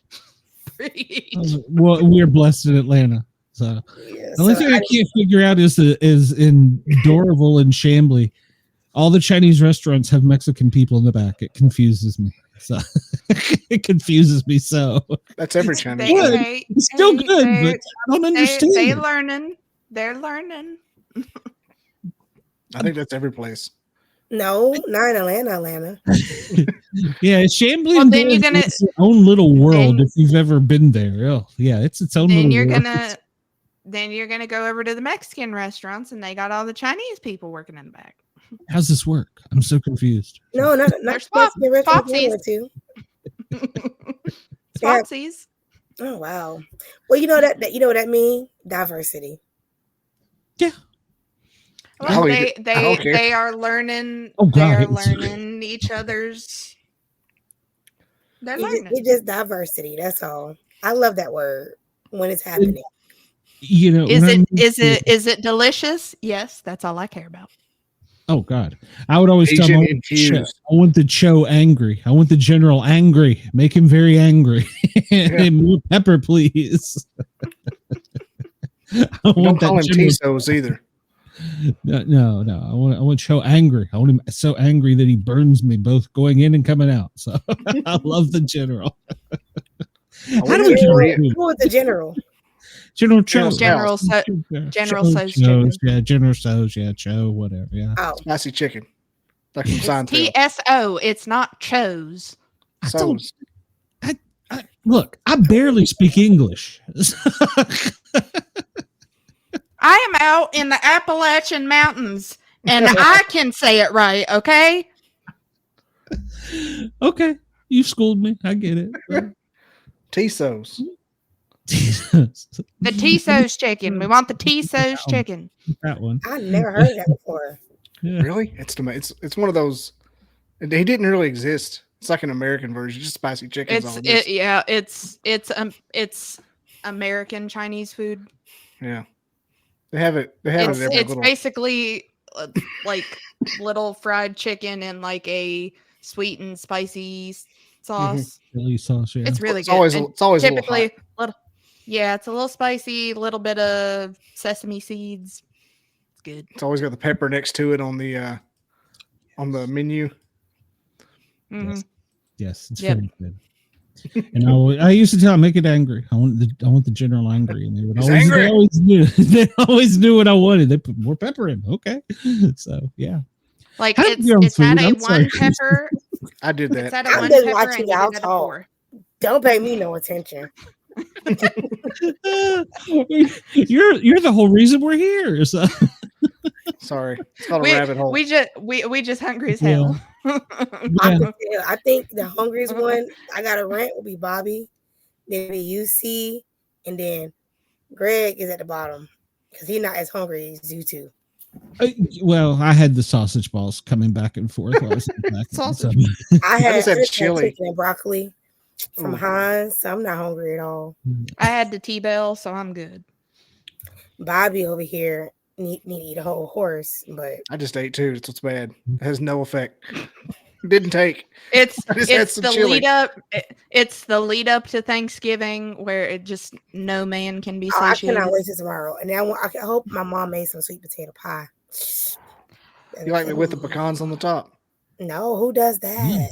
Yeah. Sometimes you why? make that sweet potato that's got the pecan crust on top. No, No. no. Marshmallows. That's sweetheart. That's called pecan pie. Pecan pie. Pecans? You know. Yes, that's Well, pecan. pecan pie just got pecans and that gooey stuff. I don't know what the gooey stuff is, but it's good. Custard? I don't know.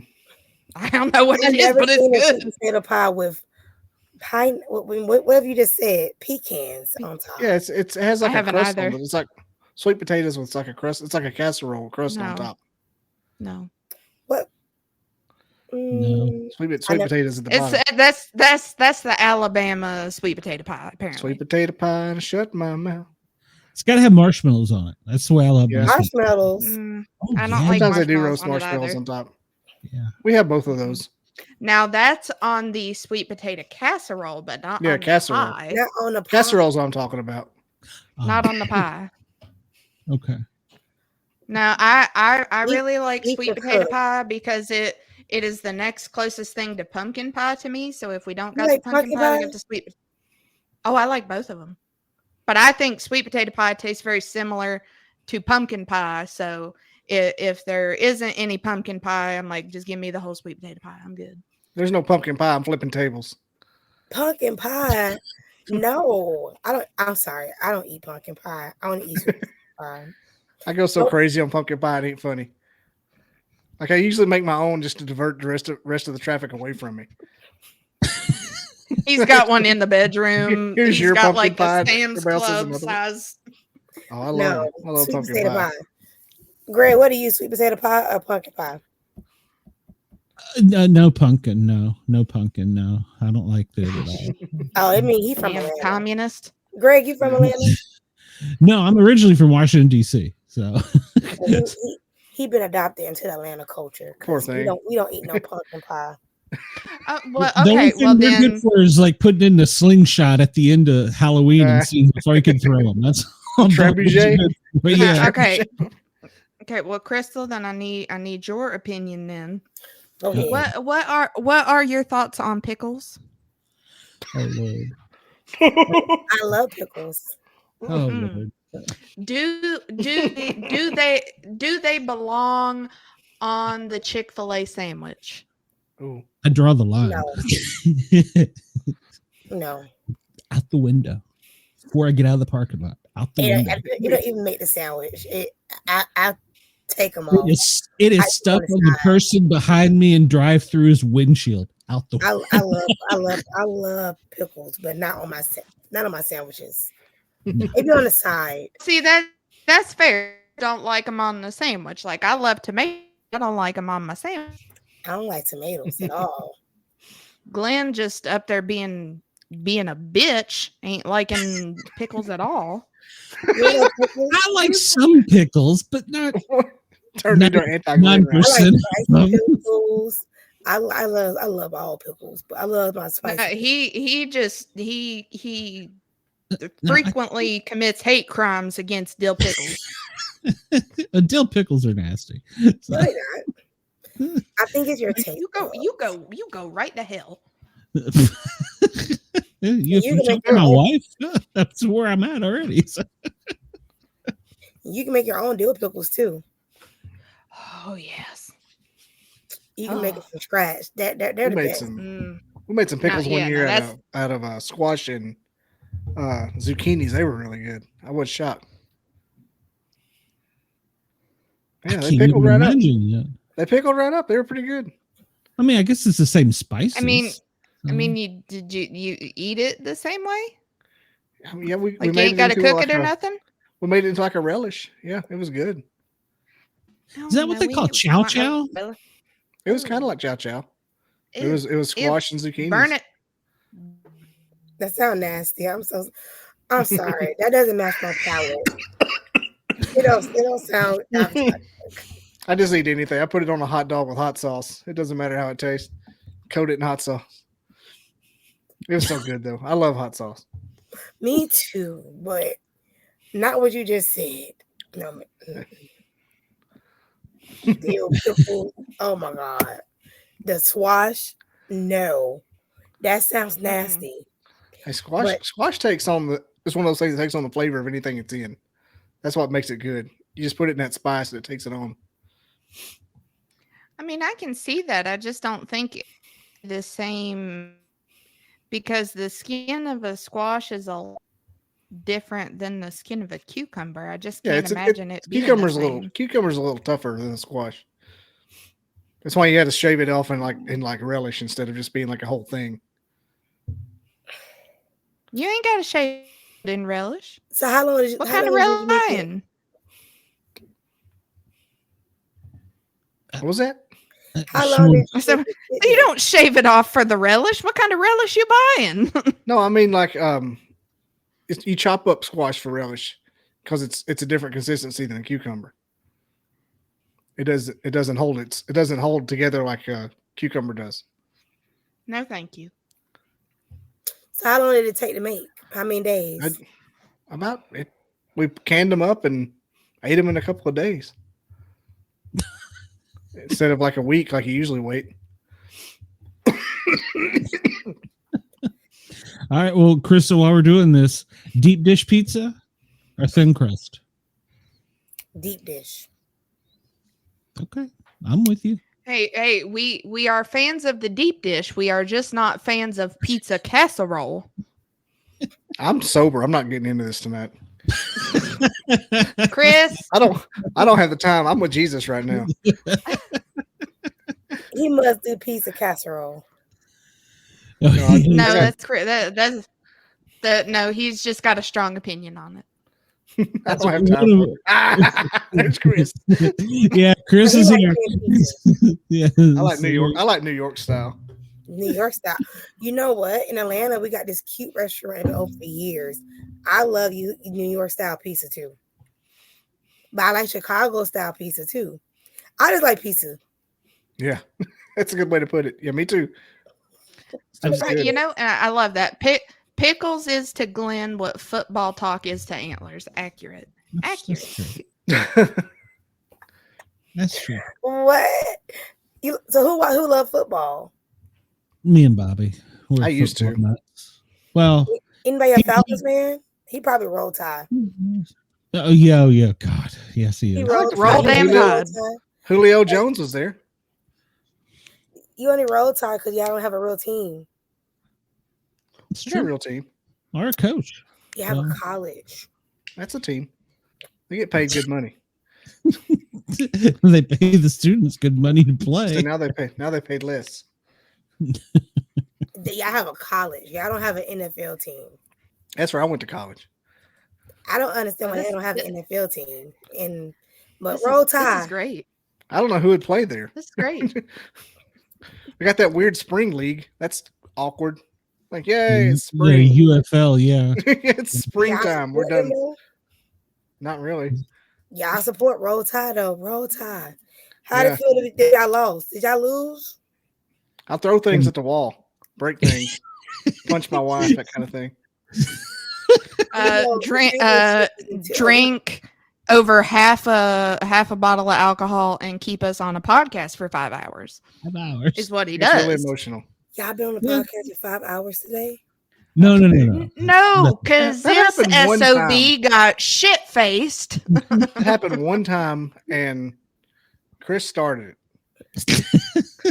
How he Yeah, started yeah. in Alabama. Yeah, Chris was putting that bottle in your hand. And you all in Alabama. He in Atlanta. He came in Chris is in hot. No, I'm Chicago. I'm in Atlanta. Chris is one of our viewers. He's in Chicago. No, Bobby came in hot because Alabama had lost that night. So he came in hot. So He was And- mad that his college team lost. Understood. yeah. It's Yeah. like another member of my family. And then though. he proceeded to continue drinking. That was And the we best were food show you ever had. and we were on the show for 5 hours till like 2 a.m. And I don't remember like 3 of them. So what was the views? What was y'all audience saying? Oh, laughing their fun with asses him. off. They're having Oh so my much God. fun with him. It got wild. The I don't remember amount any of- of it. I need to go back and watch it so I can tally how many times he said "roll damn tide" and how many times he took his hat off to turn it around backwards. Yep. We're gonna have a I'm talk wearing an about this. Atlanta Atlanta hat though. He was big mad. Are you okay Yes. now? Are you okay now? Not okay. Oh, it's okay. It's in my Sorry, DNA. your team didn't make it. It's like that the crash hurts towel. We his set a mind. table for Bam at the Sunday dinner table. No, I think Alabama need their own NFL team, but roll tide. The sad thing is, Bobby, it'd be in there's Birmingham. always It'd be in a scary part of town. Like, who's these people? Wait, so the college is in Birmingham.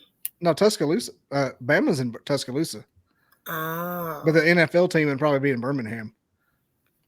I don't see y'all getting one though. Y'all go too hard for a roll tide. I don't know. It's I don't know if they could channel that emotion because it's one of those things like you were raised into it. It had to be like generational. It'd probably take 30 years to get it ingrained. Yeah, it's most definitely generational with Alabama's. Anybody meet from Alabama, they all say roll tide. I'm like, Because everybody's like, you don't like pro football? I'm like, well, no, I wasn't raised with it in my crib growing up. I was raised with the Falcons, and I'm forever gonna be red, and I'm forever gonna be a Falcons girl. I like the so- Falcons. Yep, the Atlanta Falcons. We're going to Super Bowl this year, baby. I came up in Washington D.C. with the Redskins, the Bullets, the Wizards, Bullets. I don't know what There were called. bullets in DC, guaranteed. Oh yeah, there were. No, I think it was the Bullets, the basketball team. I don't know. They changed their name. Like every team in DC has changed their name like 5 times, and then they finally got baseball after I moved away. So, because it was always the Baltimore Orioles was their team. And Baltimore's football team got mad in the middle of the night and packed up and moved away and didn't even tell Baltimore. So that's how bad they hated them. Oh my gosh. They did. They did. They did. So, yeah, the Indianapolis Colts used to be the Baltimore Colts, and one night they got angry at Baltimore and they put everything on tractor and trailers and they left Baltimore and didn't tell anybody. It's like Lane Kiffin leaving Knoxville. That was in the 80s. That sounds illegal. Well, you know, when you get a lot of money, you can do whatever you want. So Auburn gets less respect than the that's Jets. How society creates us. True. Crystal, I am so sorry. We got sidetracked here. I love it though. You're great. Before we get out of here, we still got 10 minutes with you. But before we get out of here, I want to make sure that you tell everybody where they can find your stuff, find you, because we'll get off on the side trade and then we'll be out of time. So let's get that out of the way first before Bobby starts talking about souffle or something. I'm done. We're going to talk about roll tide because his team didn't make it. But anywho, you guys, I am Crystal Jordan. You guys can find me on all social medias at I am Crystal Jordan. You need an IEP advocate or you need my help write your children books, you can email me at crystaljordanadvocate@gmail.com. You can find all my books on zachariah.com or Amazon. And if you have any questions, comment and they're going to share it and I'm going to read it. But other than that, you guys, I'm super easy to find. Well, you need to come hang out with us on a Saturday, Crystal. Oh my gosh. Yeah, what time? 9:00 on Saturdays. Okay, but I don't drink though, so I'm gonna be sober. It's we fine. need some. Well, I have to stay sober because I'm pushing buttons. So we need at least one person sober. So yeah. So lately I come on the Saturday show. I'm out by the fire. Yeah. I might have a glass of wine. Who knows? Can't, Bobby, you may fall into the fire one day because you're gonna be drunk. Try not to. I try to drink out there. You do that thing where you drink. You ever do that thing where you're drinking and it's dark and somebody turns the lights on and you fall down? And you're like, God. Been drinking for 3 hours in the dark. And you walk into the house and you fall. You might be a redneck. Leave me alone. Y'all funny. I have 3 different personalities. Oh wait! If you come on a Saturday, Saturday we have to keep the first 2 hours FM friendly, and then after we turn that FM button off, sometimes it's nuts. Hard. Yeah. The chat is usually brutal. So yeah, you're welcome to come on. You gotta have a thick skin because sometimes I see the conversation it goes like this. And you got to jump in, jump out, jump in, jump out. Well, and you never know what Saturday's topic is going to be. So I love your crown on your headphones. Thank you. That's her. Are you an ally? What was it? Are you an ally? Yes. Okay. I kind of figured this was ass. I don't know what she's talking about, but okay. You can tell me later. And a number of different ones, but I'm pretty sure you and I are on the same page. Yep. Okay. I have no idea what's going on right now. It's fine. Don't worry about it. I thought that was a World War II reference. The girls are talking. The girls are talking. Hush. That's right. We got our sports in. Let them talk about it. So. No, I want to see her whoop Bobby's ass about it again. Look, I'm fine. I'm happy that you're an ally though. I kind of figured I think that's amazing.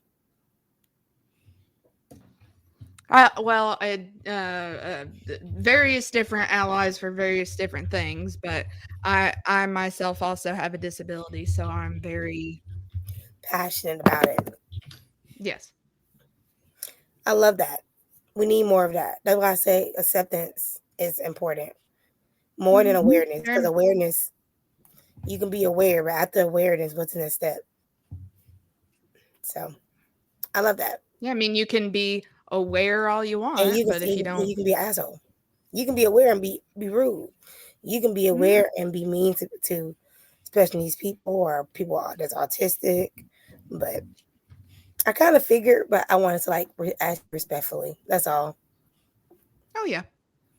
You're welcome. Yeah, I mean, like I said, I worked with several of them for many years, and I get it on their end, and I get the biases that I've received. So I get it. I get it from the different angles. It makes sense. And when I said the word ally, Greg, I was asking her, ally. That means she supports special needs people or Oh, autistic people, or she can be okay. on the spectrum, or whatever the case may be. Like I'm essentially I'm an ally. I'm an ally myself. Okay. Now, Okay. I'm an ally with my own separate disability. I'm not on the spectrum, but I grew up with my childhood best friend's brother. For the longest time, they didn't want to go get him tested because it was at the time that was out of the norm around here.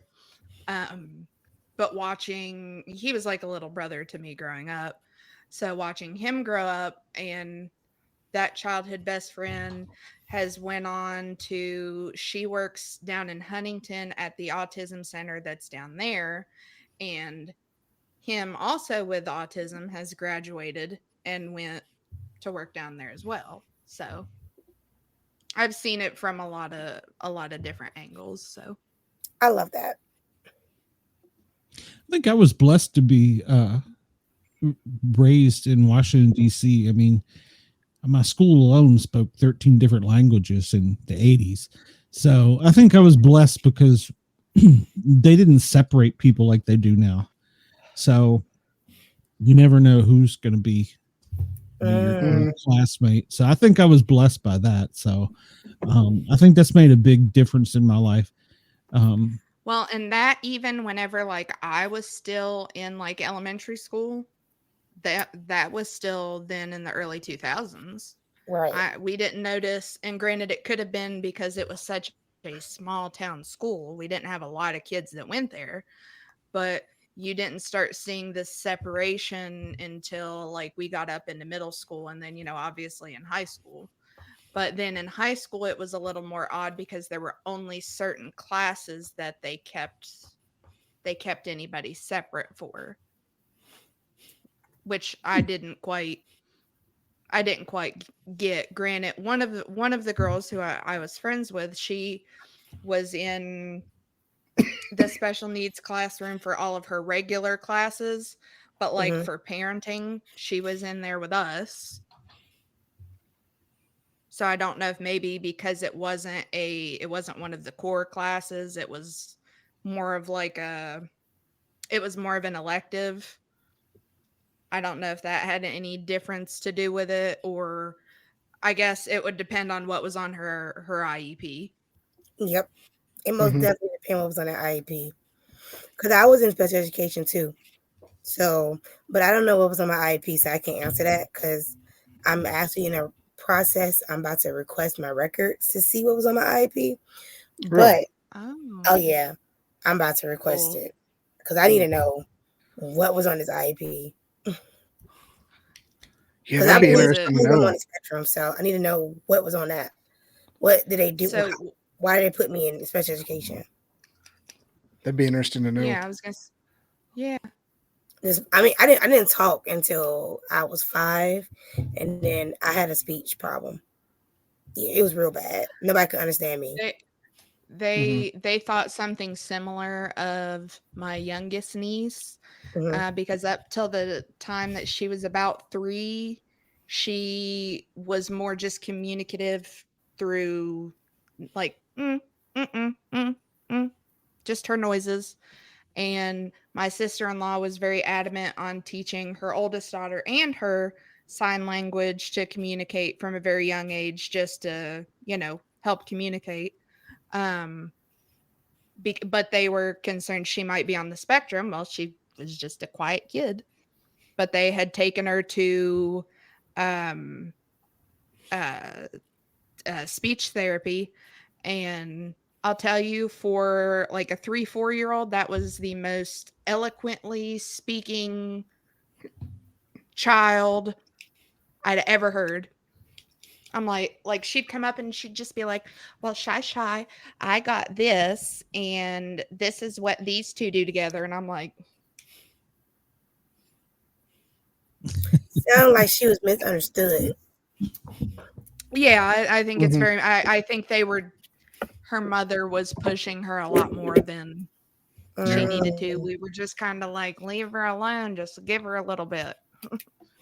You know, my middle daughter had an IEP. She was 8 weeks early and premature, so she always had.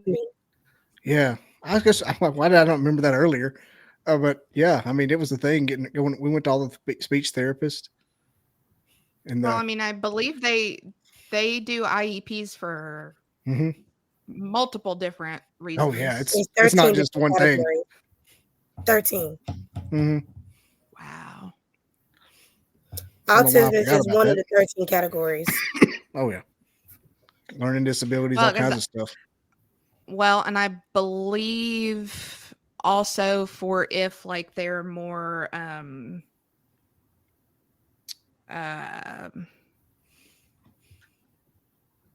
can't think of the word. If they're more of a disruptive kid in class and they get in trouble a lot, I saw like during middle school a lot of them have You're IEPs talking about kids that have behavior issues. Yeah, yeah. I don't believe that them having an IEP is proper for them.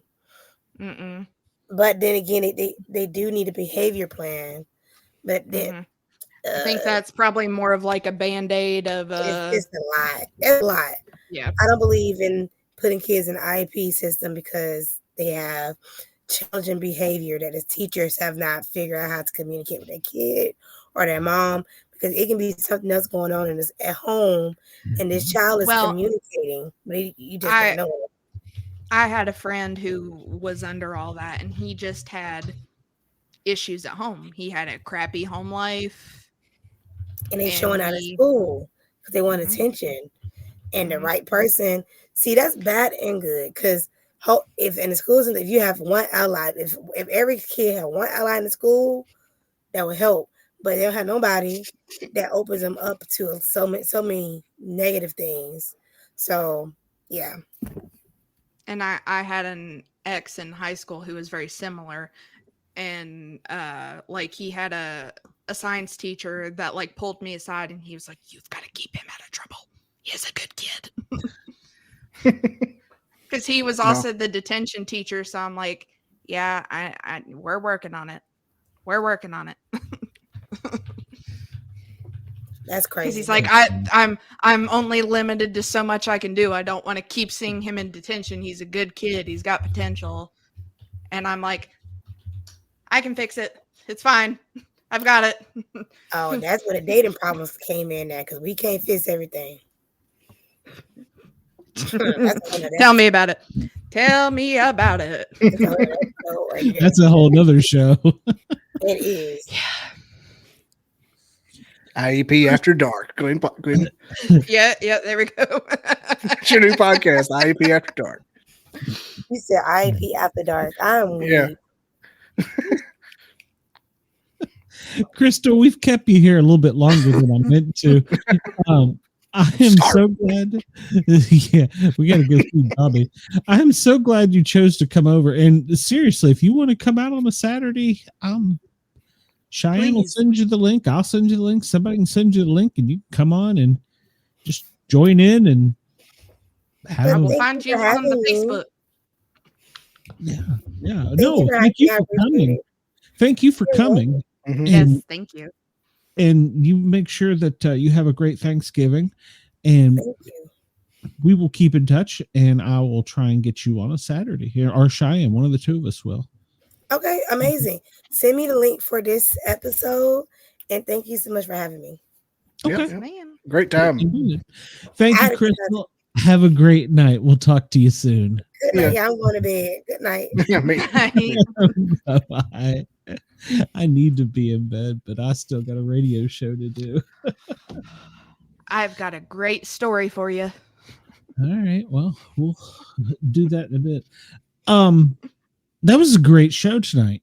It really was. Yeah. So Bobby, I'm glad you showed up. I miss seeing you every now and then. So Yeah, I'm busy. yeah, I know you're a busy man. So I like the Wednesday shows. They always have more direct content. yeah, well, They have a the subject. Saturdays are meant to be lighthearted. So, the Saturdays is where we let our hair down and just kind of. But the day before Thanksgiving, I got nothing to do. I got to do something. Just give me that link. I got to talk to somebody. What was in the email? That's why I sent it to you in the email. So, Oh, was it? I know Yeah. I get those. I always check the links. That's where I had to go find it. yeah, it was in the links. I sent it in case I didn't get home in time to get everything set up. And so, I think that was my next check. If I hadn't got it in the message. yeah, it was. I try and put it there. Oh, there it is. Right there. Right there. Cheyenne, what is your plans for Thanksgiving tomorrow? Throw some stuff together here and watch a movie. Okay. Bobby, you having family over or? Oh no, I'll go back to my family's place. Go back home. Okay. How far is home? 40 minutes. That's not bad. That's not bad. Yeah, I basically live like where I'm from. Because Other side of the holler. Do what? The other side of the holler. Yeah, like Scottsboro is in Scottsboro. And you drive 45 minutes to my house.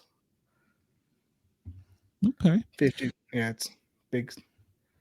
Well, I was obviously in Knoxville, so I came home so that tonight when the turkey comes, he can deliver all the stuffing, and I'll be here for it tomorrow. And yeah. So I think tomorrow is just going to be us and the grand boy, and then I think they're going to go Saturday to the other grandparents' house and do Thanksgiving there. So they get turkey multiple times. So. Yeah, we got a Thanksgiving dinner on Friday at my in-laws.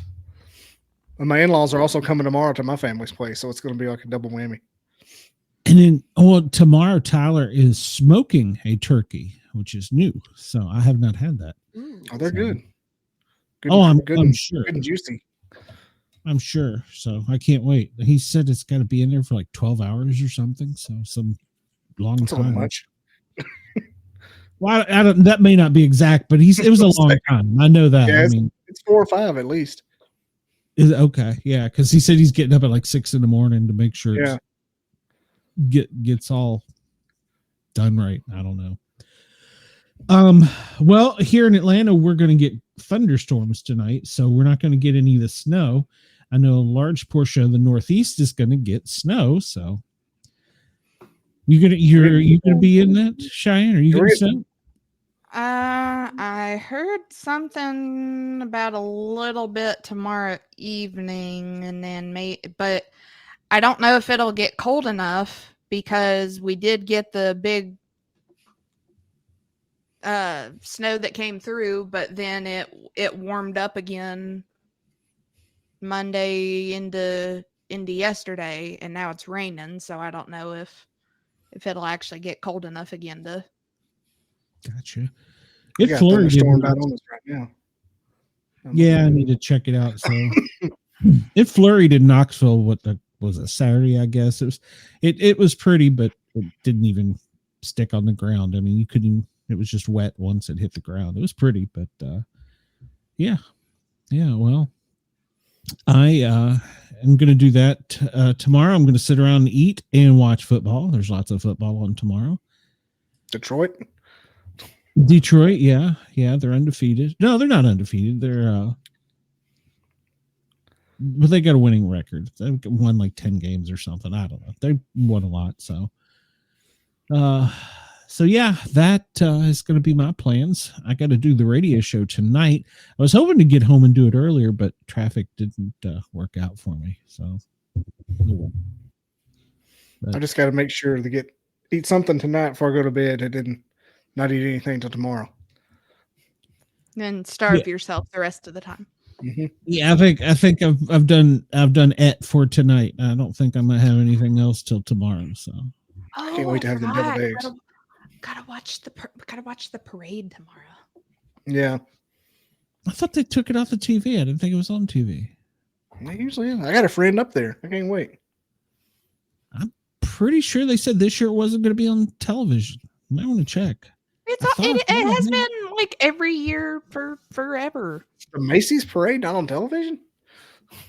I'm pretty sure I heard that somewhere. I don't know. I could be wrong, but well, this is going to be the first year Rudolph the Red-Nosed Reindeer isn't on TV in like 50 some years. So Why? I don't know. Is it racist? It's racist, isn't it? I knew it. Probably. Might be. So might be. I don't know. I'm not an exec. I think it's actually been moved to Apple TV, so it's not on like regular TV. So I think that's what it is, but I don't know. It's going to be on something. Oh, it's always on something. Well, didn't the Great Pumpkin get moved to one of the Netflix or Hulu or something? It wasn't put on CBS. Oh, I'm sure it's always on some kind of channel. It's got to be like on ABC. ABC's the one that does like all the Halloween movies up until. I don't think so, but I don't know. But yeah, so I'm gonna watch TV and eat and watch some more TV and then eat some more. So anybody that's hung with us, I will be doing the Thin Line Rock Station from 10 until 2 tomorrow. So you can go over to www.the Thin Rock Station and check me out there, spinning some records. And there's some rumors there may be some Christmas music. I don't know. So could be. So let's do it. Yeah. Well, I set my request list in for Christmas music, so I'm excited. So, well, I'm only excited to play it. I'm not really excited to hear Christmas music. So, well, you don't got to listen to that much of it. Well, no, I mean, I'm not ready for the full 24/7 Christmas music. You know, that started at Halloween. I was confused. So, but yeah, but I'll get more festive as it gets colder, I guess. So, and I'll be back in Knoxville in 2 weeks. So, yeah. I thought about watching Chevy Chase tonight. We ended up watching the Santa Claus. We might watch the Santa Claus.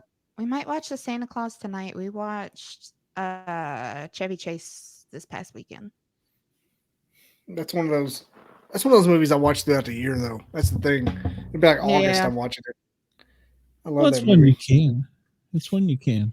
So we do have a very extensive list of guests.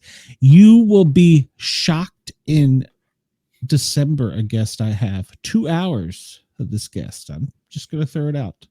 Oh my God. It's as long as his clientele lasts.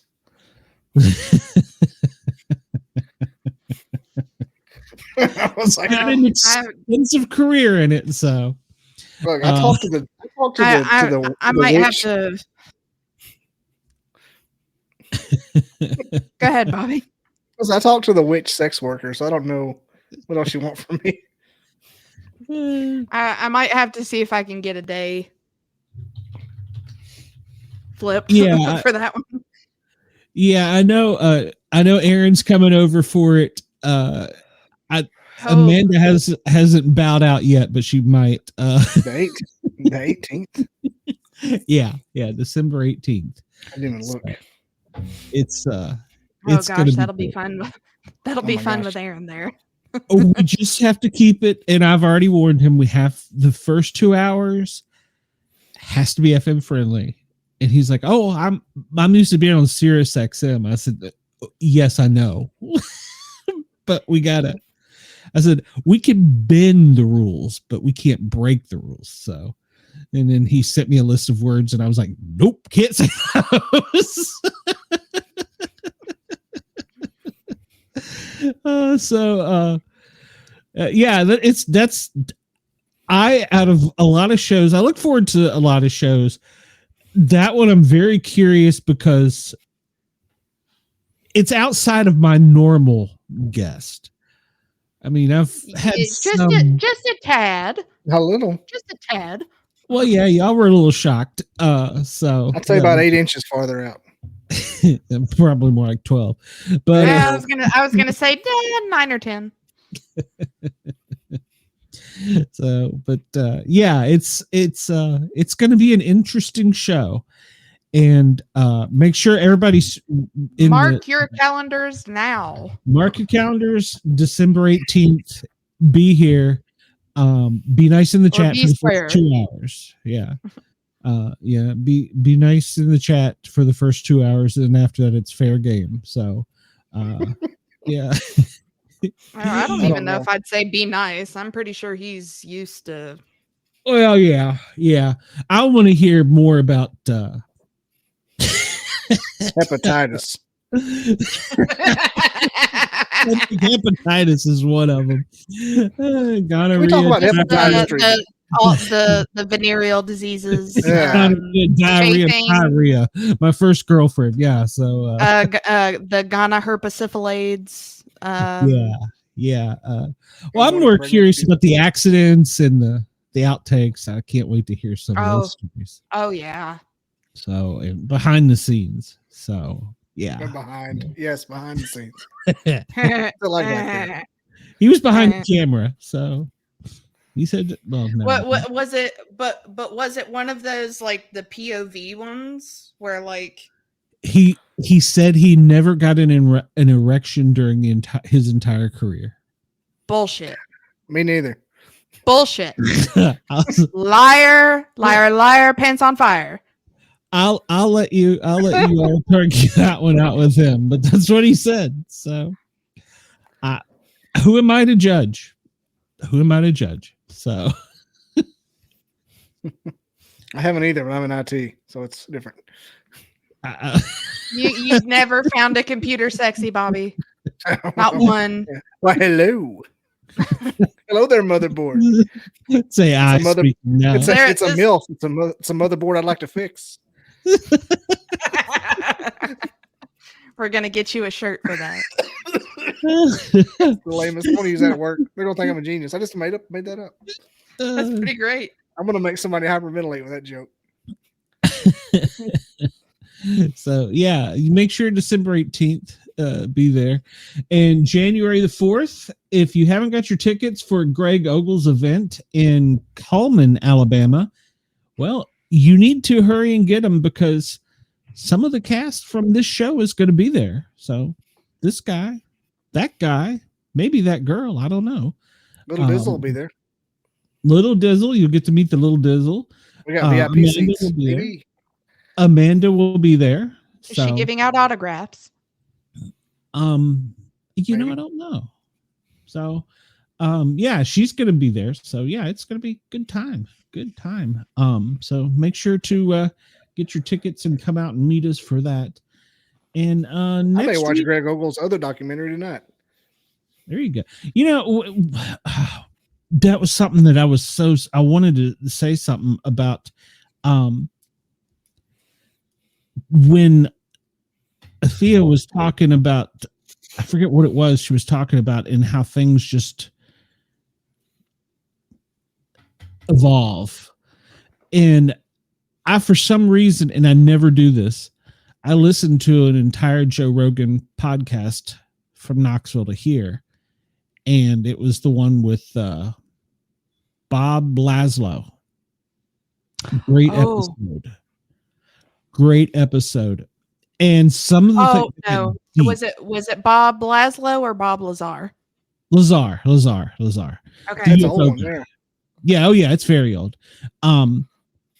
Yeah. They got very deep on some topics, and they made a lot of sense.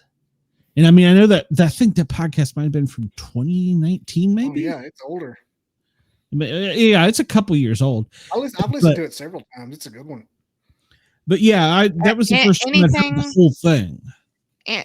But to me, anything with Bob Lazar is like, well, I'm working on that as well. But he doesn't do a lot of shows, so I'm working on that. So I got an in. So okay. But yeah, some of the things he's if I got a flash of titty, I will. Whoa! Not till we get. Wasn't he a pimp? Bob Lazar. Bob Lazar? He ran a prostitution ring. No, we're Google talking it. about It's the real. No. It's real. It's We're real. No, talking He's a about pimp. this is the one that. Oh, I Yeah. know. It's the same guy. He had prostitutes. He ran a ring. Well, he's the most unsuspecting I didn't pimp know. I'd ever seen. Yeah. Well- Because Wild Trees was like, I'd like to get one of those girls on here. It's like, for your pimp to be Bob Lazar. Look here, bitch. Where's the money, bitch? That's funny. That's funny. I'll show you where the UFOs are. That's funny. You know, Cheyenne, we might have to reach out to Thea and see if she's available next Wednesday, because I just looked. I don't have a 10 o'clock guest. Okay. Might have to do that. Althea. But the first guest, Aiden James, is a novelist out of the Appalachia, and he's written several books, but one of his most recent one is about Cades Cove. Kate's Cove. Cades Cove. I mean, what? So next Wednesday, I want pancakes. I want to get some beer. So, just don't drink the what you call it. I should bring my Cades Cove moonshine.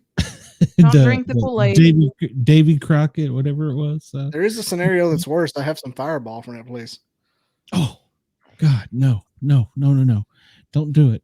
Save that for the after show on the 14th. On December. 14th or 18th. If I can even go. It'd be fun though. I can even come. Ah, I see what you did there. yeah. It's a little early in it, Bobby. Oh, premature of you. So, That's how excited he is. That's how it works. it was that motherboard. So It was. everybody, thank you for tuning in, and especially for Thanksgiving Eve. I know everybody's anxiously sitting up tonight looking for the great turkey to come down the chimney and bring whatever the great turkey brings. So Giblets, turkey giblets necks. for all, as long as there's no pickles. Yeah. So There will be. There's no pickles. There will be. In Thanksgiving Not in tradition the of deviled my eggs. Do not put them in the deviled Yes, eggs. they are in the fucking deviled eggs. Okay, That is so Satan. suck That it. is from Satan. Why would you do Suck that? Crunchy deviled eggs. That's got butter in And it. there is a Thanksgiving tradition that as part of the dinner spread, there is there is a plate of olives and dill pickles. Get out. You won't be invited for my Thanksgiving. Show up with that. I'll don't know knock what to do your with plate No, over. because I'm bringing like I'll knock that plate out of your Three- hand as you come up the front porch. three tubs worth of the only correct deviled eggs out there. No, those are from Satan. I want deviled eggs so bad right now. I wish I had some hot sauce. I got a bottle of Frank's in there. Yeah. Sriracha. Sriracha is much better. I like Tapatio in Louisiana for deviled eggs.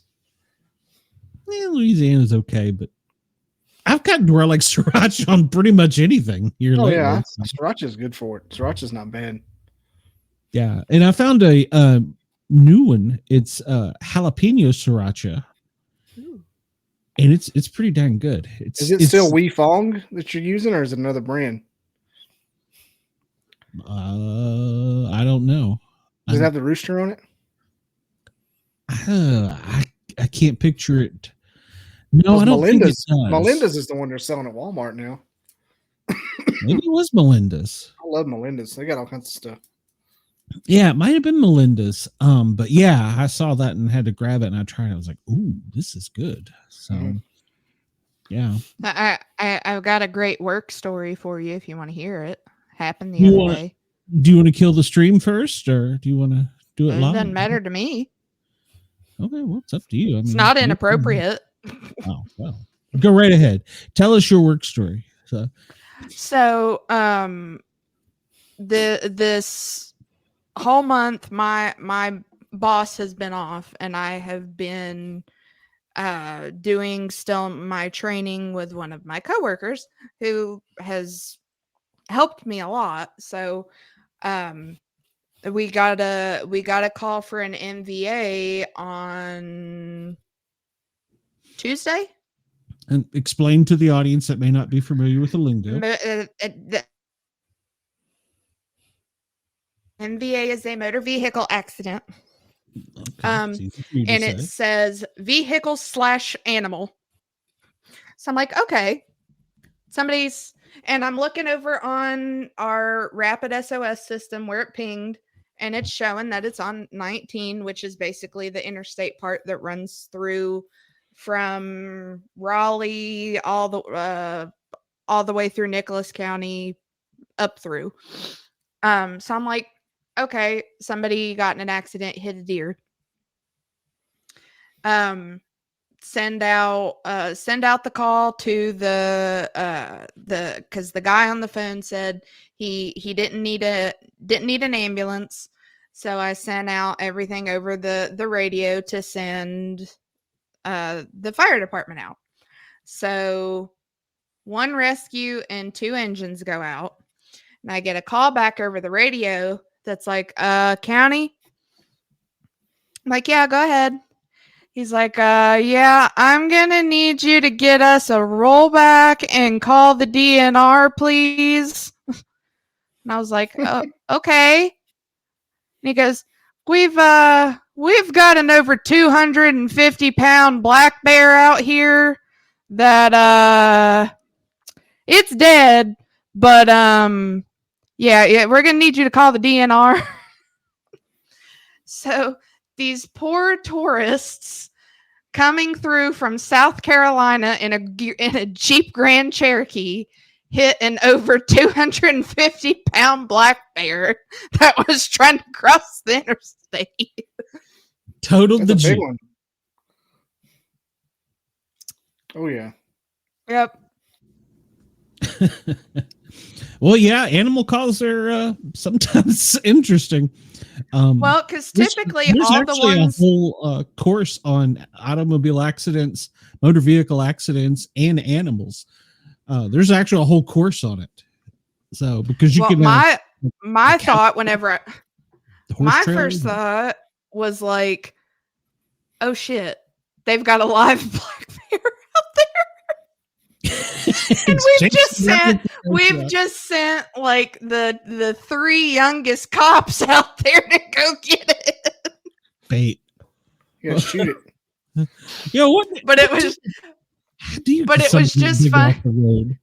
It was just funny because I get another call. They went ahead and sent one of the engines back, so we've got an engine in the rescue truck out there, and just the sound of his voice was, we're going to need a rollback and for you to call the DNR. And my coworker has helped me, with as much as they dick around with each other, just sounding, professional. And I was just like, okay, copy. Why? And he starts laughing. He's like, yeah, there's an over 250-pound black bear out here. Just the sound of, oh my God, in his voice was the best. He thought it was a deer too when he left. Yeah. I would have loved to have been riding shotgun with DNR rolling up to that. Just, well, what the hell we got here? One shift, our ambulance was late coming back into quarters at shift change, and when they came in, the whole front end was mangled. Bumper was pushed in, grill was gone, hood was bowed up. What the hell? Like, we were coming back from a call. This is in Atlanta, and we hit a horse. What? Okay, did you call somebody? He says, we got out and the horse ran off, so we didn't know what to do, so we came back to the station. I'm like, what? Like, you guys are staying for Call the county, damn it. You're staying for the internal investigation because there ain't a damn one of us buying that you hit a horse in an ambulance and came back to the station because you didn't know what to do. No, I thought it was great. My first weekend working there, they had to send. They were like it's the two youngest cops that are there, and they're the only ones that I outright know their names. But they get sent out because somebody called in that there were a bunch of cows loose, and they get out there and they're like, "County, there ain't no damn cows out here.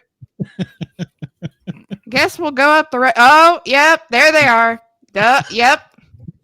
Yep, there's a couple of them.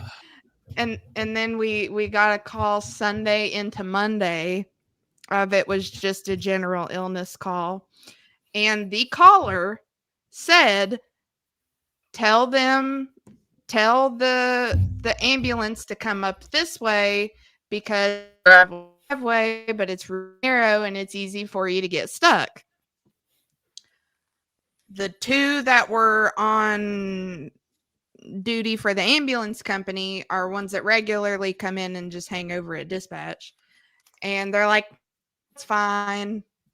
30 minutes later, yeah, we're going to need you to call the wrecker. We're like, why? Yeah, we're stuck. We never listen. Yeah. All right.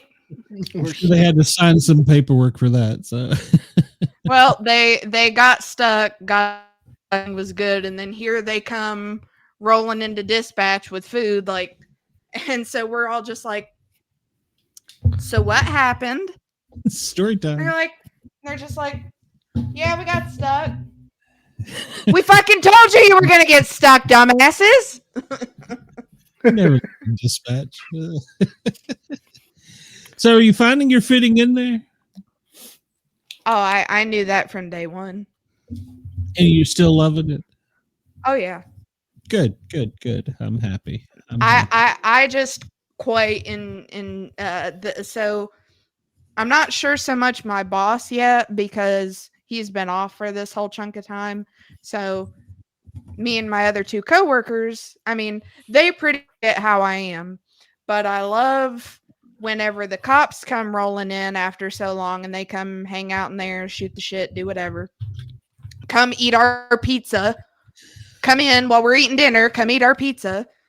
And fuckers. And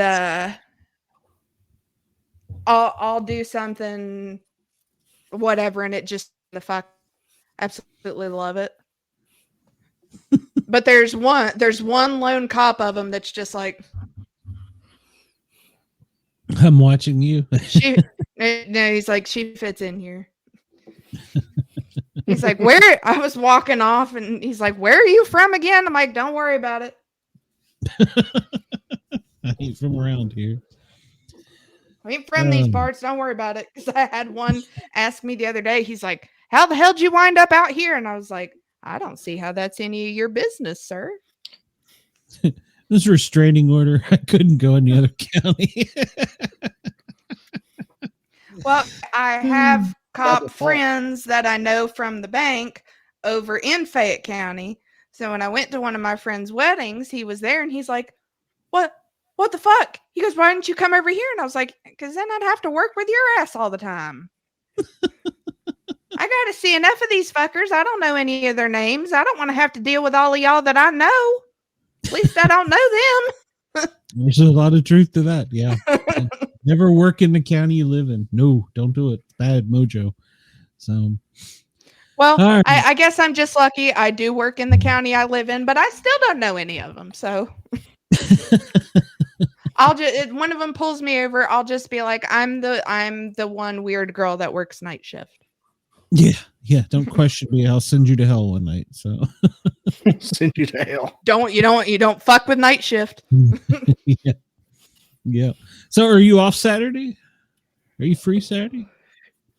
Nope. I don't know if Aaron's free either. So so my stepdad just had to have open heart surgery, and I Oh, I'm have sorry. tomorrow off. He's good. He's home. Everything's fine. But we were originally going to do things tomorrow, but because he just came home this week, everything had to get pushed to the weekend. But I have to work, so. Okay, well, I'm sorry, but that's part of the job. You got to work weekends, so I don't care. it's nuts. So, yeah, well, some people do, but I'll see. I haven't talked to Erin to see what her schedule is. She's moving, so I haven't nailed her down. So we'll see. We get every other week, so. Yeah, that's what I'm hoping. I can get you and Erin on flip-flopping weekends. So maybe I'll talk Amanda, since she wasn't available tonight, to come over Saturday. So You might have to go sweet talk Abe. yeah, I might. So, well, we'll get to meet him soon, so it might be easier. So, or he may punch me. I don't know. So, Combination. Yeah, could be. Well, right in the mouth. Yeah, probably. So, right in the Greg will be stash. filming. Greg will be filming. So, oh, all right. Yeah. So we'll see if we can get her back, Alethea, back for next Wednesday, and if not, we're going to get her soon. So, because I had so many questions that I still wanted answers to. So, 10 o'clock hour would be much better. So, we'll get her back. Mm-hmm. And then I like Chris's way of thinking. I don't know if general so is better than general illness. Yep. It's true. I don't know if we're going to have a witch show this week. There's been some illnesses and stuff, so want to make sure everybody's feeling better, because it sucks to come on the air when you can't talk. So we've all had to do it. So hopefully everybody will be feeling better. So it's stuff going around. It's that time of year. So hopefully we'll get them back together, and then we'll get you next Saturday, not this Saturday, but the following Saturday. And Bobby, we never know when the hell you're going to show up. So nope, you never know. Mood based. You're a innuendo, or I don't know. You're something. An enigma. Enigma. An innuendo. Well, Bobby is take your innuendo and general so. show, and that's it. Oh Lord.